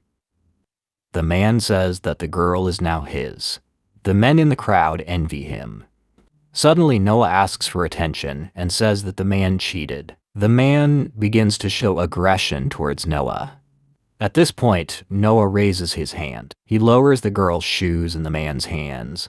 The crowd does not understand anything and is indignant. Noah says the man hit the girl in the stomach, which is against the rules. The man doesn't believe him and asks for proof. Noah uses the power of Leviathan. One man from the crowd falls to the ground. Noah finds out if the man knows the boy. He denies knowing him, but witnesses claim otherwise, causing the crowd to become angry. The man begins to attack. Noah pulls out a sword from nowhere. With quick and sharp movements, he strikes the man. The blows turn into wounds and start bleeding. His blows hit the belt, which immediately broke. The man is confused. Noah asks for another round. The crowd is in awe of this fight. The man runs away with a little fear and threats. Noah just looks at him at this time. After some time, the girl regains consciousness. The first person she saw was a boy. The girl is puzzled by the question about the boy. The maid reminds her of the rescue by the young man, which surprises the girl. Noah asks if she remembers the events of the past. The girl says she remembers something. She was fighting with a guy, and then her body seemed to go numb. Noah says that this guy talked his friend into it. While one was casting a spell, the other attacked the girl. The girl's angry at the guy. Noah agrees with her words and at the same time begins to scold the girl. He does not understand why she decided to do such a thing. The girl shows resistance in words. Noah doesn't understand why she's doing this, because she's still a child. The girl can't say anything in response. After some time, she says that it's all because of a business trip. Then she clarifies that she came to this place for the night selection but failed the entrance exams. She also spent all the money, so she can't return to her hometown. Noah notices the inadequacy of her story. The girl is perplexed. Noah says he saw her abilities in the square. It's very strange that a girl with such skills didn't pass the selection. The girl says that she would like to meet the Imperial Chief Judge so that he can help her get into the selection. They don't want to take her because she is a girl. Noah understood everything and had a complete picture. Women can't just take the test. They'll probably have to sell their bodies. Noah asks if she's changed her mind about becoming a knight. The girl exclaims and says that she really wants to become a knight and will do everything for this. Noah takes out a bag. He gives this bag of gold and says that it should be enough for her. Noah tells the maid to have Dylan find an empty house and move the girl into it. The girl doesn't understand anything. Noah just wants the girl to enter the academy and prove that girls can be knights too. The girl is very surprised by Noah's words. He says that it will be easier for the girl to be in the city and calmly prepare for exams. The girl wonders who this unusual person is. Their conversation is interrupted by the voice of a screaming man.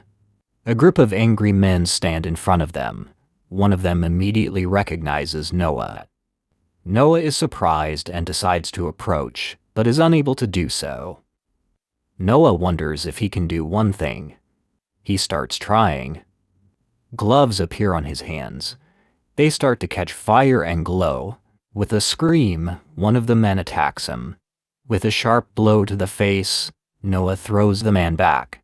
Noah moves on to the other man, defeating him with a blow to the chin. He grabs the other man by the throat and sets his head on fire. The girl admires Noah's speed and strength. His defeated enemies lie next to him. Noah notices something.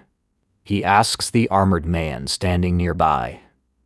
Noah leaves the men to the girl. The girl recognizes the armored man. He is a knight of the imperial palace. Noah is a little surprised. The man sweats from the intense gaze. He is afraid and trembles with fear. Noah sees a weak man in front of him. Noah thinks that the man immediately realized who he was and would not attack. The man falls to his knees and begins to ask for forgiveness from the 13th prince. The girl is surprised by the guy's title. Noah decides to introduce himself to the girl as Noah Ararat. The knight is still afraid to raise his gaze. The girl admires Noah. Not only is he from a rich family, but he also does not show his status. Noah leaves the girl with this man. The man is worried and afraid of pressure from Noah. The man does not want to disobey Noah's orders. Noah forgives the man and asks him to get rid of the men he defeated. The boys are surprised by what is happening. The knight takes one of the men away. The clapping of hands of an unknown person is heard. The remaining boys run away. The unknown person says that his face, hands, and the whole boy in general are strong. The stranger has not seen such a person for a long time. Noah notices him. There is an unusual-looking vessel. Noah looks at it warily and does not understand what kind of vessel it is. He thinks that he may have already seen the owner of this vessel. He kneels down and says that he has already seen him. Noah introduces him as His Royal Highness Indra. Indra greets Noah joyfully. Indra takes the vessel in his hands. The crowd of people looks on warily. Alice and the girl look on in surprise. Noah waits for His Highness to act. His Royal Highness is the King of Thunder, and his name is Indra Adarat. He was the right hand of His Majesty when he ascended the throne. At that time, the empire was in great decline, as His Majesty was young. With his knowledge, Indra helped to raise the capital. 5 years later, he was dubbed Thunder for helping the young emperor conduct politics and maintain power. Now he leads a detached life in his domains. Indra tells Noah to sit down next to him. After a while, Indra drinks some liquid from a vessel. Then he turns to Noah. He has already met Evra, as His Majesty has informed him. Indra has come here for a special reason. Noah asks Indra about the importance of his coming. Indra thinks and says that Bose is the wisest prince of the 17 contenders. The emperor trusts Indra, so Indra is worried about this situation. Noah thinks that the Inspector General's officials will be furious when they hear Indra's words. His Majesty's uncle is considered a vassal, and it is humiliating when His Majesty addresses a vassal with respect. Noah thinks that his uncle doesn't care when he is impeached, because His Majesty doesn't blame him. Noah asks what he should do if things don't go according to plan, to which Indra says that it's not up to him to find a bride. He asks Noah about the order to find a bride. Indra thinks that it doesn't matter anymore. They start talking about Ura's granddaughter. Indra, smiling, hints at the benefit of his nephew's order. While Noah ponders why Indra is indifferent to power, He suddenly changes his tone of speech. Noah immediately panicked and stood in a stupor. His body went numb. This usually happens when Noah uses Leviathan. It was Indra's menacing aura. Noah gathers all his strength into his fist. His gaze is full of determination. Noah needs to calm him down. Indra is happy, but at the same moment her face changes from fear. Noah wonders if he can push him away. Noah, with clenched teeth, tries to do something. Then he thinks about stopping. Indra is Noah's great uncle. Indra will not go against the law and will help Noah. They do not win or lose, they adapt. Suddenly, Indra starts laughing loudly. Noah is shocked and confused. Indra says that he is shocked and that he is losing his grip. Noah, confused, says that it will really be a draw. Indra immediately realized that this whole situation will lead to a draw. Indra shows care and trust in Noah, entrusting him with taking care of Ira's granddaughter, which sincerely pleases Indra himself. Then Indra turns to a passing waiter and says that he will buy all the alcohol. He is in a good mood today. He throws coins into the air and shouts that he is treating everyone. The crowd can drink as much as they can. The crowd cheers and rejoices. Noah smiles and says that it is rather strange, since such a character trait does not come in this family. Then Indra throws something to Noah. It was a ring, which Noah caught with both hands. Indra tells him to show everything that Noah is capable of. Noah's gaze is filled with fear and shock. Instantly, Noah finds himself in an endless field. Noah doesn't understand where he is. He heard something and noticed something. He turns around at the sound. A bull is running towards him quickly. Noah must show what he is capable of. A second later, a sword appears in Noah's hand. The bull begins to approach Noah. Swinging the sword, he shouts at the bull to disappear. He swings his sword and releases force. The bull instantly evaporates from Noah's blow. Noah's gaze is determined.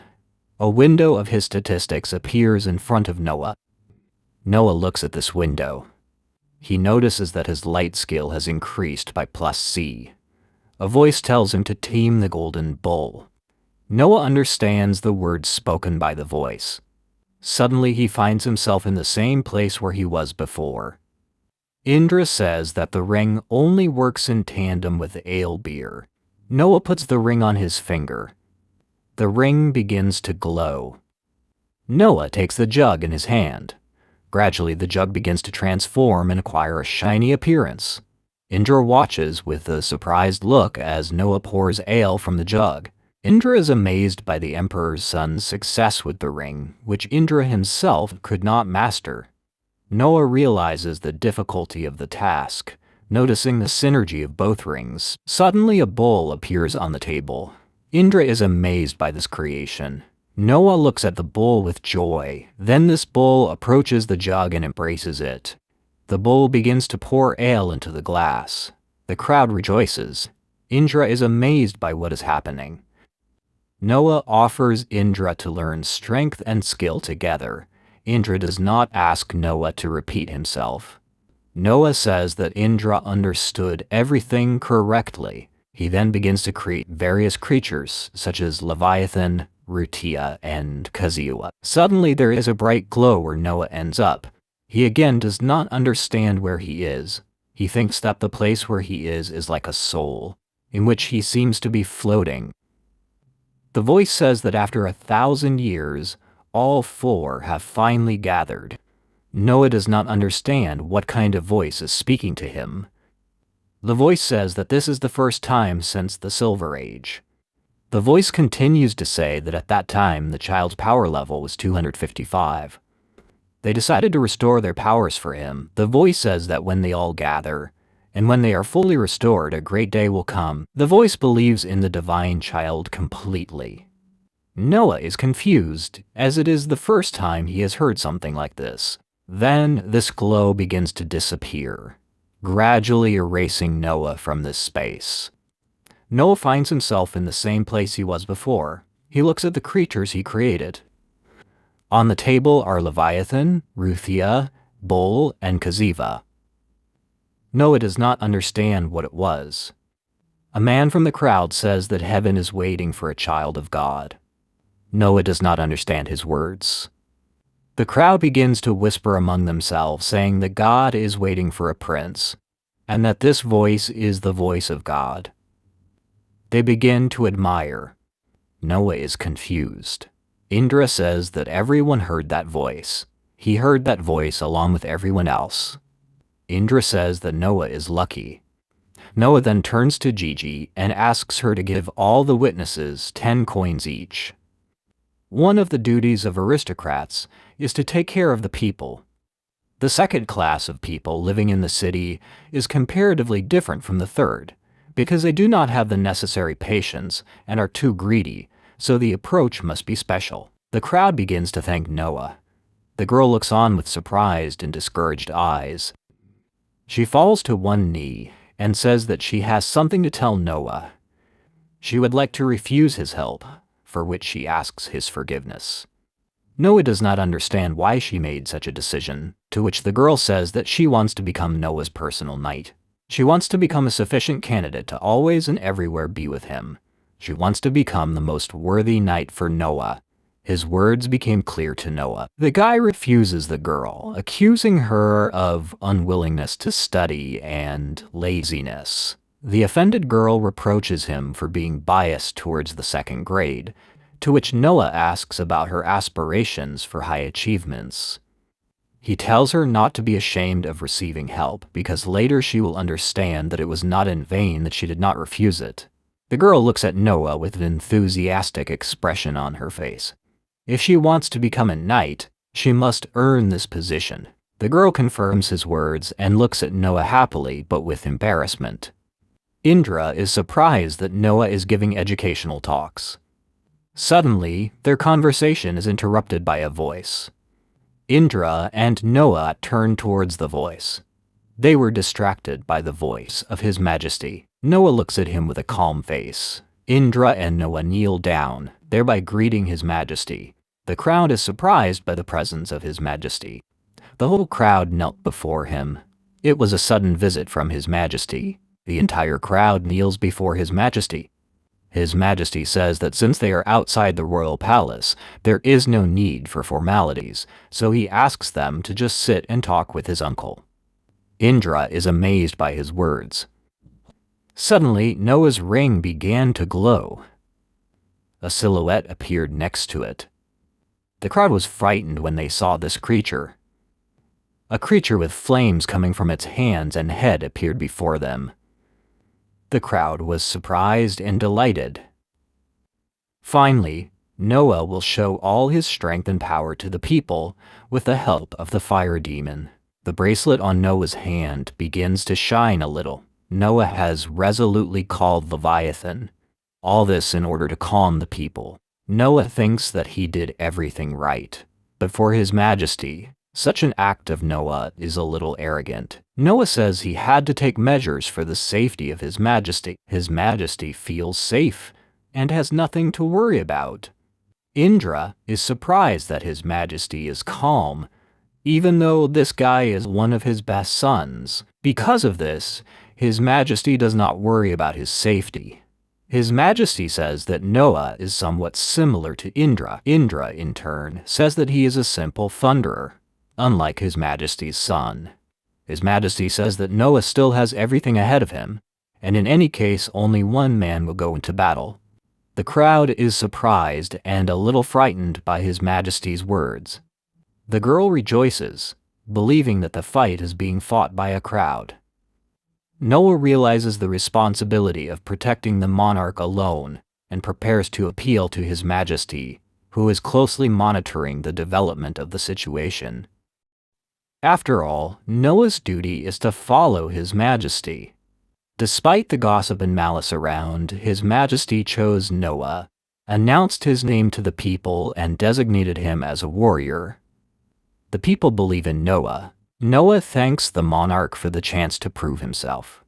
His Majesty praises Noah's fighting qualities. Indra inquires about her brother's concerns, having learned that haste has prevented a proper understanding of the situation. Indra never thought of it. His Majesty says that Noah is a brave guy, and that's what worries him. Because Noah is who he is, he will always be in trouble. Indra laughs and understands everything. He says that he is not worried about Noah at all. That is why he asks His Majesty to have confidence in Noah. Noah smiles. He is pleased with the words spoken by Indra. His Majesty invites Indra for a walk. Noah reflects on the monarch's long journey for the sake of a confidential conversation. Indra willingly accepts the offer. In the carriage, Indra and the king are preparing to discuss an important matter, but noticing a lot of people around, Noah calls Ruthia. At this time, the people admire Ruthia's blazing fire. They shout and rejoice at the fire demon. Ruthia shoots a column of flame upward. Noah turns toward the carriage. His Majesty is looking at him. His Majesty thought for a moment with a menacing expression.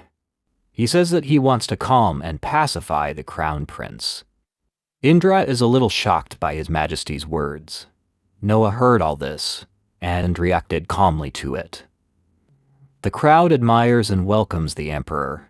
His Majesty says that he thought he would be easy to pacify, but it was not so easy. Indra asks some questions about this. His Majesty says that it was Gilbert's idea. Noah reasons that Gilbert initially wanted the speedy descent of His Majesty.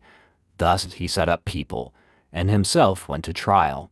For treason, he was sentenced to death. His Majesty says that Gilbert has betrayed him, but he wants to mitigate the punishment. Indra appears, saying that he deserves to be executed because he disobeyed His Majesty. The country understands everything. His Majesty thinks seriously. Noah wonders why His Majesty decided to consult his uncle about this rather than make a decision on his own.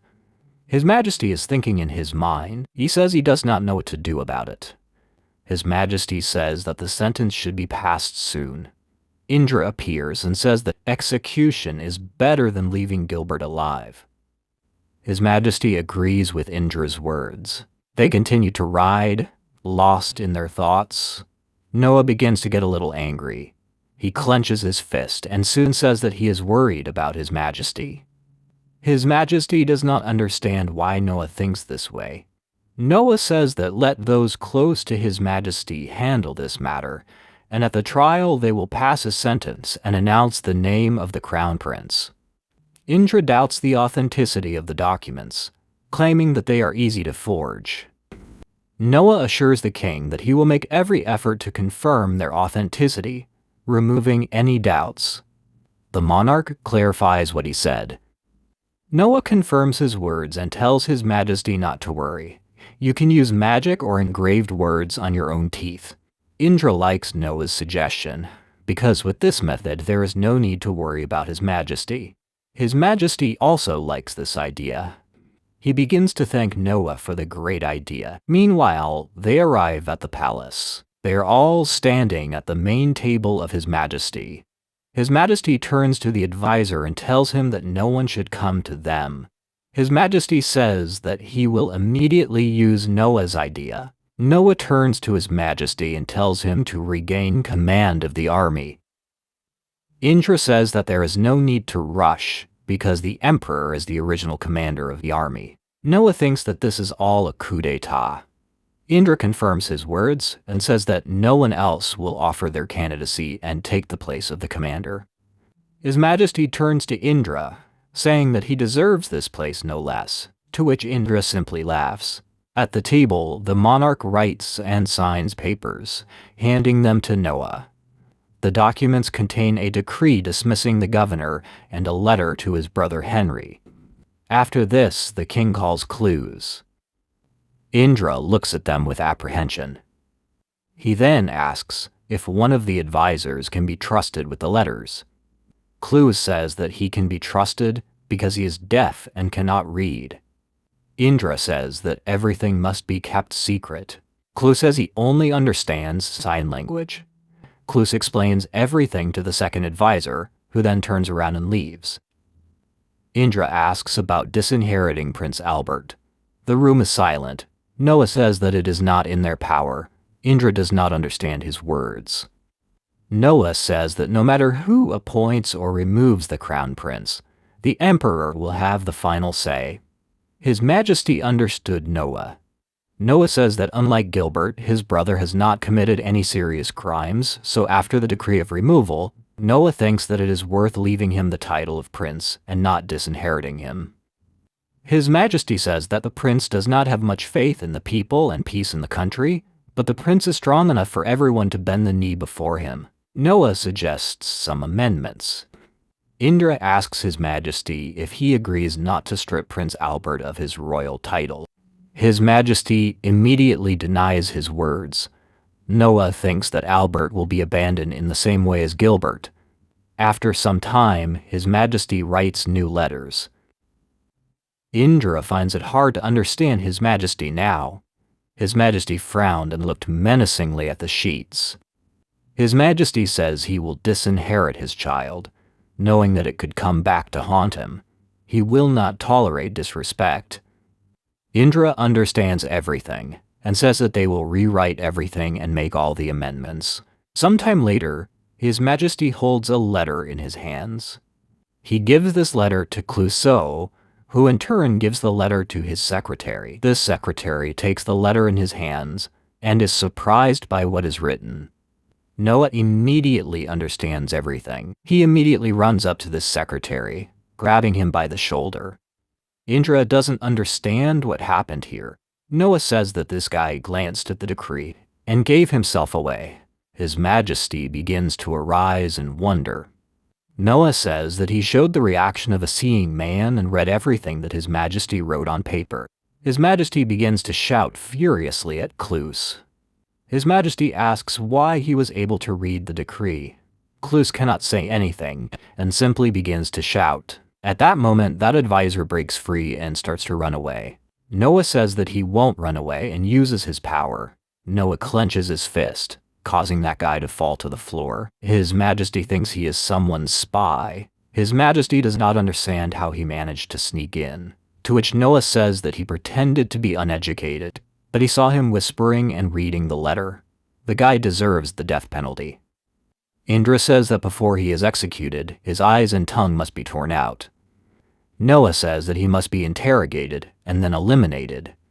There is a deathly silence within these walls. Cluse falls to the ground and apologizes, as it is his fault. His Majesty asks Noah how they will eliminate him. Noah says that he is sentenced to death, so he will deal with him later. Cluse is shaking, head down. Noah says Cluse's only offense was failing to keep an eye on his own people. His punishment will be a 6-month pay cut. His Majesty confirms Noah's words. Cluse understood everything. Noah wonders who could have sent a spy to steal these papers. Noah thinks that this is all the work of the Crown Prince. Indra understands everything. His Majesty is grateful to Noah for preventing the information from leaking. Noah confirms His Majesty's words. His Majesty tells Cluse that he can go too. The Prime Minister praises Noah's work, while His Majesty suspects that Albert sent the spy out of irritation with the heir. Sometime later, at night, some questions were discussed in His Majesty's room. His Majesty inquires about the conversation with that ambassador spy. The Prime Minister says that they interrogated him secretly. The king is interested in the knowledge of Leviathan. The minister informs him that Leviathan is one of the 4 sages of the Silver Age who helped the emperor gain power. The monarch suggests that Leviathan is the one who gives Noah his strength and energy. The monarch decides to postpone a foreign trip, needing permission from domestic affairs. The Prime Minister, awaiting instructions, respectfully agrees. Noah doesn't understand and says the name Albert with a frightened look. Noah says that he urgently needs to pay Albert a visit. Noah doesn't understand anything. She asks the girl why she was called Olivia and why Noah should trust her. The girl says that she is the daughter of the former confidant of the first Prince Gilbert. Noah asks her again about Coyle's butler. Noah thinks that she is illegitimate, to which the girl confirms his words. If an illegitimate child is born into the family of the imperial prince's servants, he must swear allegiance to his parent and serve him faithfully and truly for his entire life.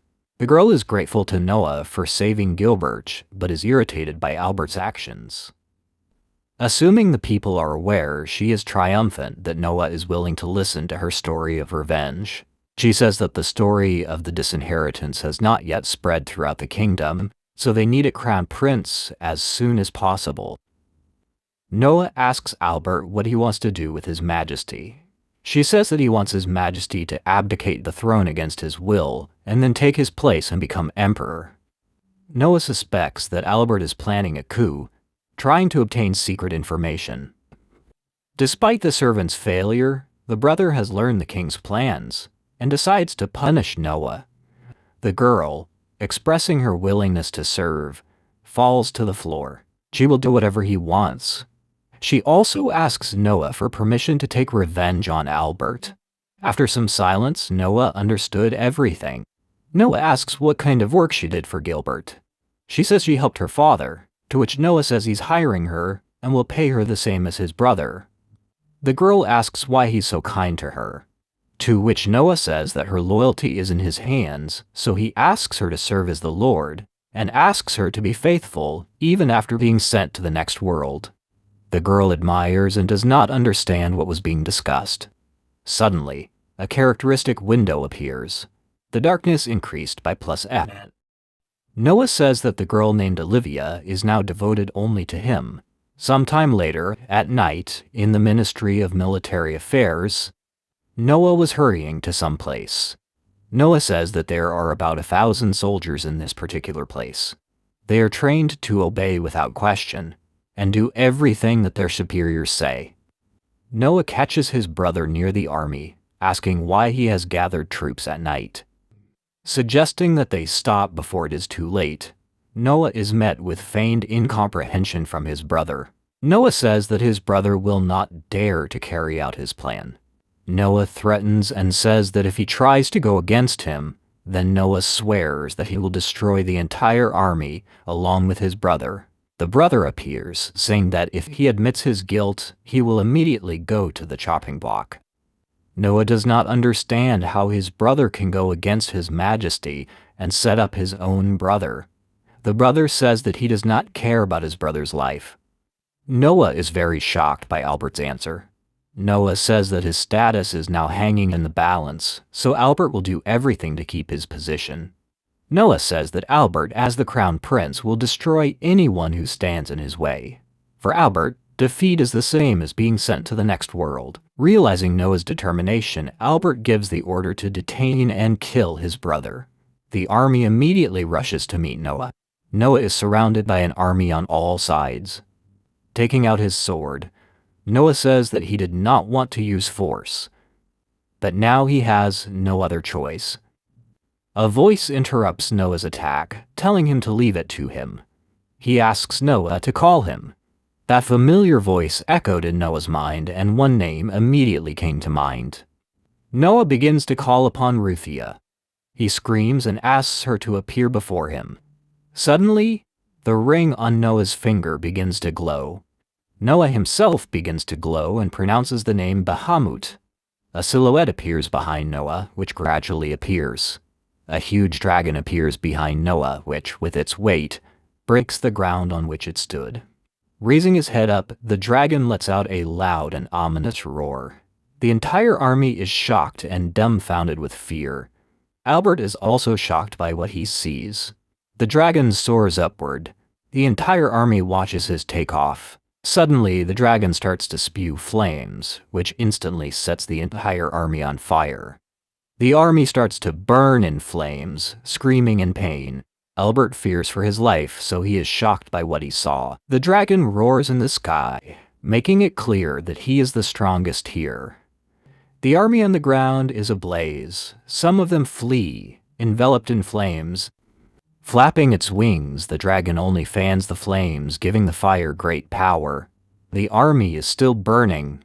It is falling from its feet in pain. Noah shows incredible strength and aura that comes from him. Noah has a determined look that reflects hatred. Albert is shocked and scared by Noah's look. He realizes what he did, but does not show it. Noah stops the destruction of the army. In front of him lie the exhausted men of the army. They are all wounded and scared. The ring on Noah's finger gradually fades. Noah says that this is the end, turning to his brother. Albert is afraid and in hysterics cannot believe that Noah will destroy him. Noah denies his words. Noah will not take his brother's life, because his father will be sad. Noah says that their father will be sad to see the two sons fight. Noah takes the bottle in his hand, showing it to Albert. The brother immediately recognizes the poison in the vessel. Noah confirms this, offering to voluntarily take the poison. Albert, distraught from humiliation, reacts violently, and Noah warns of the possible consequences of murder. Then Albert will die as a traitor. Albert is shocked and scared by Noah's words. Noah says that he can still understand the soldiers, but he has given up on the idea. It will be easier for everyone if Albert himself goes to the afterlife. Noah says that you can't erase what has already happened. Noah goes on to say that if the brother drinks the poison, the family will be safe, and the eldest son will be able to continue the family line. Blinded by anger, Albert orders soldiers Fozetrai and Harvard to detain Noah. Assessing the strength of his opponents, Noah suddenly becomes frightened, changing his facial expression. These soldiers grab Albert by the arms, which even Albert himself did not expect such a turn of events. He begins to resent the soldiers, but Harvard says that they will not follow Albert. Soldier Foster harshly condemns Albert's behavior, defending Noah's family. The other soldiers restrain the enraged Albert, ignoring his objections. Noah watches the scene in silence. Foster and Noah recall the Leviathan tragedy that claimed 120 lives, leading to Noah receiving the sword, meeting Watts, and acquiring the Leviathan. Foster says that his older brother was among the dead, as well as his friends. Harvard confirms his words and adds that his father was also dead. Foster shouts that they will never listen to Albert again. Harvard turns to Noah. He says that he will do the right thing if he gives poison to Albert. Noah understands everything, but at that moment a voice interrupts him. He turns around and meets Olivia. The girl greets Noah. Noah gives a vial of poison to Olivia and asks her to do it. She takes the vial of poison. Her look changes to sinister. Albert begins to resist and try to break free from the soldier's shackles. He asks her not to forget about her debt to him. The soldiers subdue Albert by forcibly opening his mouth. Albert is shocked, but also tries to resist. Olivia comes closer and pours poison into Albert's open mouth. Albert is forced to swallow the poison, choking and coughing. The soldiers, including Harvard, Olivia, and Foster, watch the process with dignity. Albert instantly falls to the ground. There is silence in his place. No one uttered a single word. Sarcastic Harvard announces the suicide of the Ira's crew, who supposedly repented and wished well. Noah supports the version of events. Noah reveals that his brother was planning a coup, realized his mistake, and committed suicide, promising to notify the kingdom and empire to avoid conflict. Foster and Harvard bow before Mr. Noah. Noah looks at something with a frown. A characterization window appears in front of him. Noah says that his data has changed. His spirit, speed, agility, and luck have changed from C to E. Noah assumes that these two soldiers are really on his side. The brother, betrayed by his own men, lies lifeless on the floor. Noah says that people are treasures. Noah says that his brother did not understand the true meaning of these words, and he thinks that he never would. Both Gilbert and Albert died in futile attempts to seize power. Noah says that from this day on, the political situation will be completely different. Then, 3 years later, Noah Ararat, who is 15 years old, is heading to Armeria. The sun was shining brightly in the sky. This was the homeland of the element of water, a country called Armeria, and also its great capital. At the age of 15, Noah is enrolled in the academy to study politics. Having experience as a minister of justice, the studies are similar to his previous duties. The girl worries him. This girl with long hair and beautiful eyes wishes Noah good morning. Noah introduces the girl as Audrey, granddaughter of Prince Indra and his future wife. Audrey inquires about the breakfast location. Noah chooses the courtyard. Audrey agrees and attracts assistant Zoe, the manager of personnel. The maids are setting the dining tables in the courtyard. Zoe gives the prepared food to Audrey. Audrey, in turn, offers Mr. Noah a tray of food.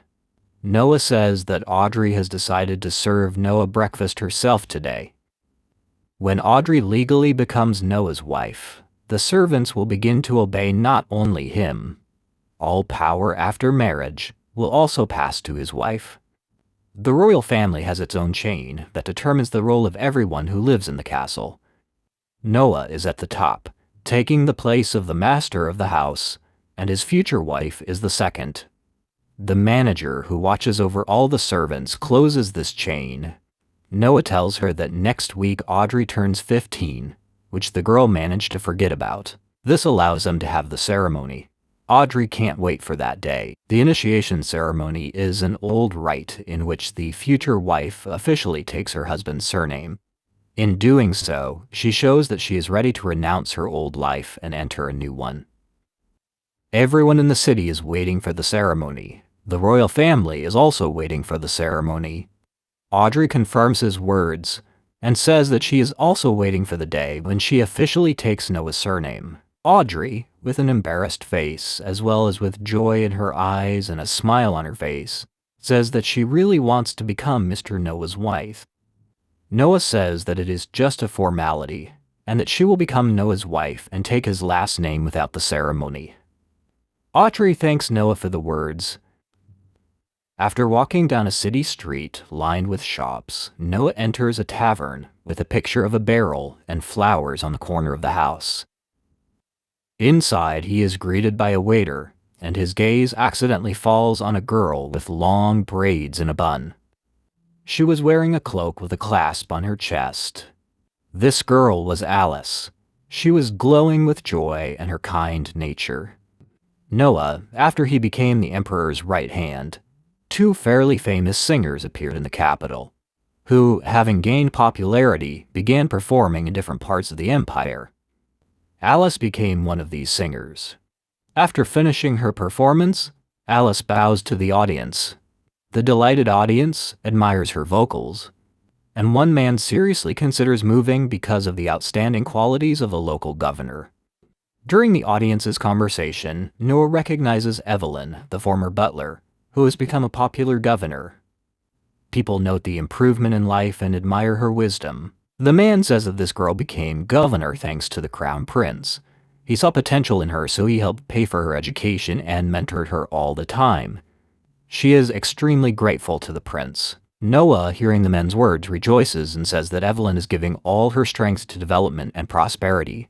Meanwhile, Alice comes back on stage. Noah says that the intermission is over, and now he needs to focus on the concert. A man approaches the stage, stamping his boots loudly. Introducing himself as Pascal's friend, he demands that Alice sing from now on exclusively for her patron. Alice rejects the man's offer, asserting her independence. In response, he threatens her with the name of Governor Nisir, demanding a night with the singer in exchange.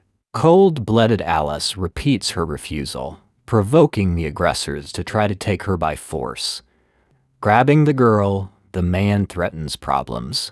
The watching Noah intervenes, ordering them to stop the attack. Recognizing Noah, the attackers try to push him back by threatening him with Pascal's name. Unfazed, Noah summons Bahamut, donning fiery gloves and going on the offensive.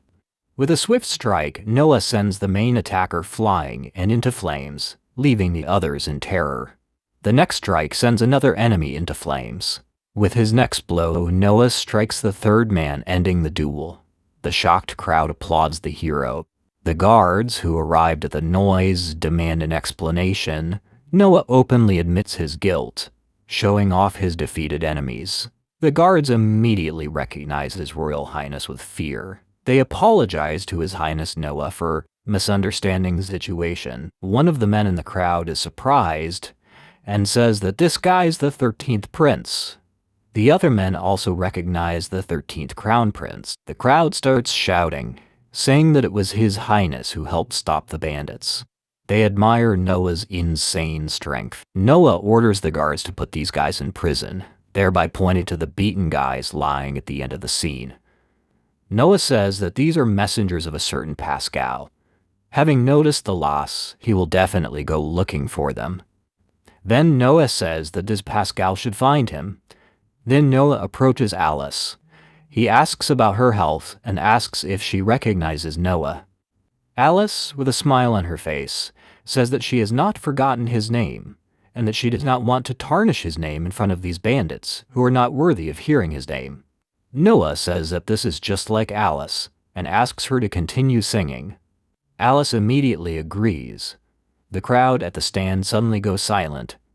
She arrives in a bit of shock. The table empties after the food and drinks. The audience is drawn home, despite their admiration for the singer's appearance. One spectator bends over, preparing to leave the room. There were two men who bowed down to Noah, who was sitting on a chair. At this moment, Noah was calmly sipping a drink from a mug. One of the men turns to Lawrence and says that everything they do is beneath their greatness. Lawrence turns to Pascal and says that if he tries to escape now, he will only make things worse. A shocked Pascal wonders why the conspirators chose the 13th prince. Loyal assistant Lawrence emphasizes the need to follow the monarch's will. Noah, noticing both, makes Pascal bow low. Pascal is afraid of Noah's piercing gaze. Lawrence is calm at this moment. Noah looks at these two men with a majestic and angry look that shows how displeased he is with the antics of Pascal's servants. White light flickers over the audience, captivated by the finale of the performance. Pascal asks Lawrence to stop what is happening, but the advisor objects, warning of growing discontent if he retreats. Looking up but also bowing to the ground, Pascal addresses the 13th Imperial Prince. Pascal says that His Highness is a completely different person, with a stammering voice. Pascal turns to His Highness the 13th Prince and asks him to listen to him. Noah looks down on the timid Pascal with disdain, finding the punishment mild. Pascal, standing below, and Lawrence tremble before him. Noah asks Pascal if he realizes what he has done. Pascal confirms His Highness's words, and says that he understands that he has done unforgivable things. His Highness ponders and thinks that Pascal has not understood or realized anything. Then, Noah turns his attention to the second man and thinks that this guy is acting quite calm. Noah addresses Lawrence. The boy addresses His Majesty and introduces himself as Lawrence Parton. He has been appointed assistant to Mr. Pascal. Noah wonders where Lawrence came from. Lawrence says that his father is from the West, which means that Lawrence is also from the West. Noah notices Lawrence's accent and thinks that he speaks rather arrogantly, but not at all rudely. Noah finds this situation amusing and thinks that while his master is trembling with fear, Lawrence is not the least bit worried. His Highness, the 13th Crown Prince Noah Ararat, then addresses Pascal, who reacts with fear. Noah orders Pascal to prepare a document with a report and accusations. Pascal raises his head sharply and addresses His Highness. Pascal asks again what exactly he must do. Pascal must bring charges against himself. Noah confirms his words and says that he needs a detailed report from Pascal to determine the punishment. Besides, Pascal himself admitted that he did unforgivable things. A frightened Pascal looks at Noah in silence. The threat of punishment forces him to unquestioningly carry out the will of the Crown Prince. Pascal and Lawrence thank His Highness Noah. They then leave, where Lawrence supports the exhausted Pascal. With a happy face, Alice thanks Noah. Noah asks Alice if she succeeded in everything, to which she confirms his words and says that she is very grateful to him for everything. There is an awkward silence between them. Noah suggests that Alice sing for him as a thank you. Alice smiles and says that she would be happy to sing for His Highness Noah. Alice says that singing alone is not enough to repay Noah for his kindness, and she also says that she should not ask her so politely. Noah laughs a little and says that Alice is, as always, being modest, but he likes that about her. The building has high ceilings. People are still sitting at the counters. Noah's voice is heard saying that the case is not finished yet. He says that this situation is not considered a particularly serious crime, but if minor crimes are left unattended, the person will start doing something worse. He asks to leave this matter to him. Noah tells Alice to be careful when she performs. Otherwise, such incidents may become more frequent, so in her place, Noah would think about his safety and do something. Alice asks Noah with a small exclamation, "Why is His Highness so worried about her?" Noah says that her vocal abilities are very good. He will introduce Alice to security, so that her life is safe. Alice is embarrassed, and says in a joyful voice that she is incredibly grateful to His Highness. Noah's last request is to hear Alice's song again, which he missed because of the accident. The joyful singer grants the prince's wish. The ensuing night is decorated with stars and a bright crescent moon. Morning at the palace brings a visit from the prince's assistant Don Otts to Noah. The guy politely greets, introducing himself, and Noah reciprocates. On Noah's desk are letters admitting guilt, detailing the incident at the amphitheater, and describing subsequent punishment for unacceptable behavior. One letter is original and official. The other is a copy specially made for Noah. The signature of the first letter is real, made by Pascal's hand. The signature of the second is artificially reproduced by Lawrence. Don says Lawrence did everything he could to get his master's sentence lightened. Lawrence is a really smart guy. Noah recalls that he had already told His Majesty that insults or harm should only be punished to the highest degree if guilt is fully proven. In other words, one letter contains Pascal's sincere confession. The second letter contains Lawrence's clearing of his master's name and presenting arguments that make him look innocent. Noah remembers that just yesterday Lawrence's face didn't move a muscle, while Pascal was ready to sink into the ground with fear. Noah thinks that Lawrence is a self-confident guy, since he decided to do such a thing. Don asks His Royal Highness Noah what he plans to do about it, to which Noah says that Pascal will first need to be given a hefty fine. Noah is confident in his decision and says that, judging by the impression Lawrence made on them, he could be good if he was directed in the right direction. Don praised His Highness for his generosity. Noah then orders Don to go to Lawrence. Noah then tells Don to give Lawrence one thing. He then holds out his palm, on which lies a box. Don picks up the box and is surprised by this offering. Noah says that this box is made from a piece of a ring and pollen. Only the one who closed this box will be able to open it again. This box will not give in to others. Dee thinks about the words of His Highness Noah. Noah says that they can use Lawrence, since Pascal will not utter a word out of fear, and this box will be some means of communication. Don Oates realized that this box contained information about the person holding it in his hands. Confirming Don's observation, Noah is admired for his insight. Taking the box, Don feels a special trust from Noah, perceiving it as a great honor. Noah chuckled a little before looking down. Noah tells Don to look at something. Noah holds out his hand, on which lay a similar box but bent and all dented. Don is interested in this box and asks Noah that someone wanted to open this box using bad methods. Noah says it's just a box that changed shape in the hands of a man who decided to brag about working for him.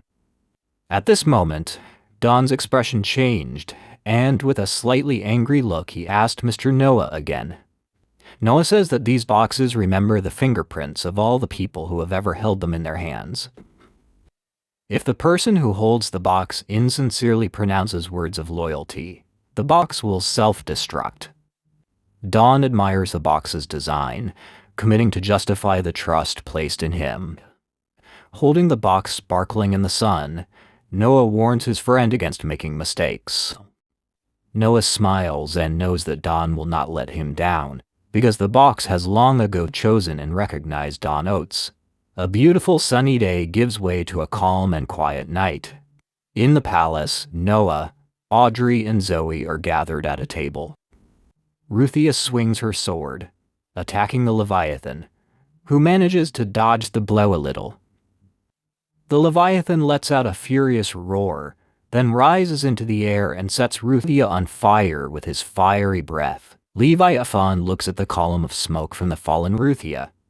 Noah realizes that this is not a bad result for him. His magical abilities have changed with the manifestation of Bakhmut and Ruthia's power. Then Noah turns to something above and asks him or her to open his skill table. The skill table appears in front of him, where Noah has already reached level 10. Audrey congratulates Mr. Noah with admiration and a smile. Audrey says that Noah is an amazing person because he was able to level up with one click. She says that such an achievement deserves great respect. Noah asks Audrey if she knows how to raise her level, to which Audrey says that she has been informed. Since Audrey was born into a noble family, she is required to have knowledge regarding ranks and levels. Noah doesn't understand Audrey's words when she said that Noah is able to level up with one click, to which Audrey says that she alone thinks that only Mr. Noah is able to gain rank so quickly. Audrey says that this is further proof that Noah is the chosen one, and that he has no equal. Zoe is also delighted with Mr. Noah's actions. Suddenly, Noah hears a sound from the front door. A moment later, a maid enters the room, apologizes for the disturbance, and tells Noah that he has a visitor. Audrey stands up for the gentleman, saying that it is already quite late and that Mr. Noah will see him tomorrow. Noah stops Audrey. Noah rises from his seat and asks the visitor to come in. The door gradually opens. Mr. Noah's gaze changes to one of surprise and shock. An emaciated, dirty young man can barely stand on his feet as he tells Noah that he has an urgent message from Cindy. Then this guy holds out his palms, on which lies a whole box. His gloved fingers were dirty, but the box was perfect. Taking the box, Noah remembers Cindy Allen, Byron's fiancée, with whom he befriended at the reception and later collaborated in politics. Mr. Noah asks the boy how he got here. The boy says that he changed 3 horses to get to the master. Noah asks Zoe to reward the ambassador in the amount of 100 gold coins. Noah takes the box and begins to examine it more closely. Noah is immediately frightened by something, thus, his look changes to surprise. There was a message written in the box, which said that His Majesty was ill. Noah's face immediately changed from fear. At that moment, it was deep night. During a quiet morning breakfast with Audrey, Noah is informed of a messenger from the palace. The prince allows the envoy to enter. Audrey asks Noah if this ambassador is here because of yesterday's message, to which Noah confirms her words. Audrey says it's amazing that Mr. Noah knew about it before everyone else, and Noah confirms her words as he runs off to meet the ambassador. Noah thinks and says that His Majesty himself wanted no one to know about this, sending Noah the box, and thus showing the importance of the news. Noah enters the room and is surprised by what is happening. Ambassador Cruz hands Noah the imperial decree. The prince kneels respectfully, listening to the ambassador's orders. Cruz relays the monarch's order. Noah will remain in charge of the country for another month, excluding military matters. Having accepted the instruction, Noah straightens up. Then Ambassador Cruz kneels before him. He is glad to see Crown Prince Noah. Noah tells him to stop ruining the floor and orders him to get up from his knees. He then inquires about His Majesty's health. Cruz says that His Imperial Majesty has been overcome by the so-called summer blues.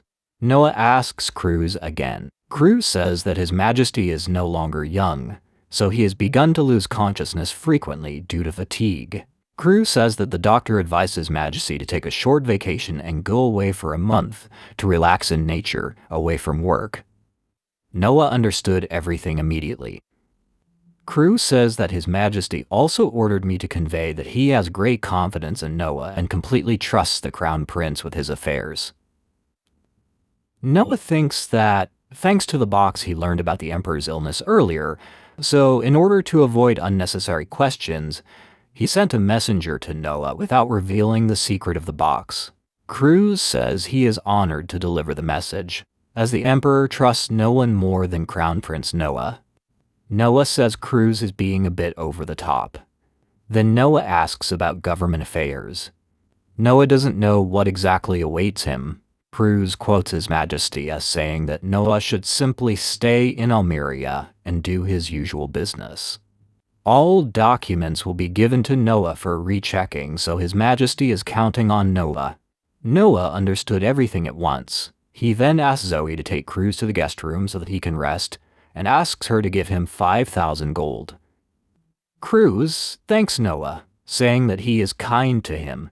Noah sighs. After receiving the information, Noah is surprised by the appearance of the skill window, finding it impossible to gain new abilities by completing normal tasks. All of his stats have increased by plus SSS skill levels. He then asks Zoe to show him the status of his magic. Zoe immediately gets to work. In the skills window, all of Noah's stats have been increased to SSS level. Zoe, seeing Mr. Noah's characteristics, immediately became happy and said that it was great. By entrusting His Majesty's affairs to Noah, his magic reached a new level.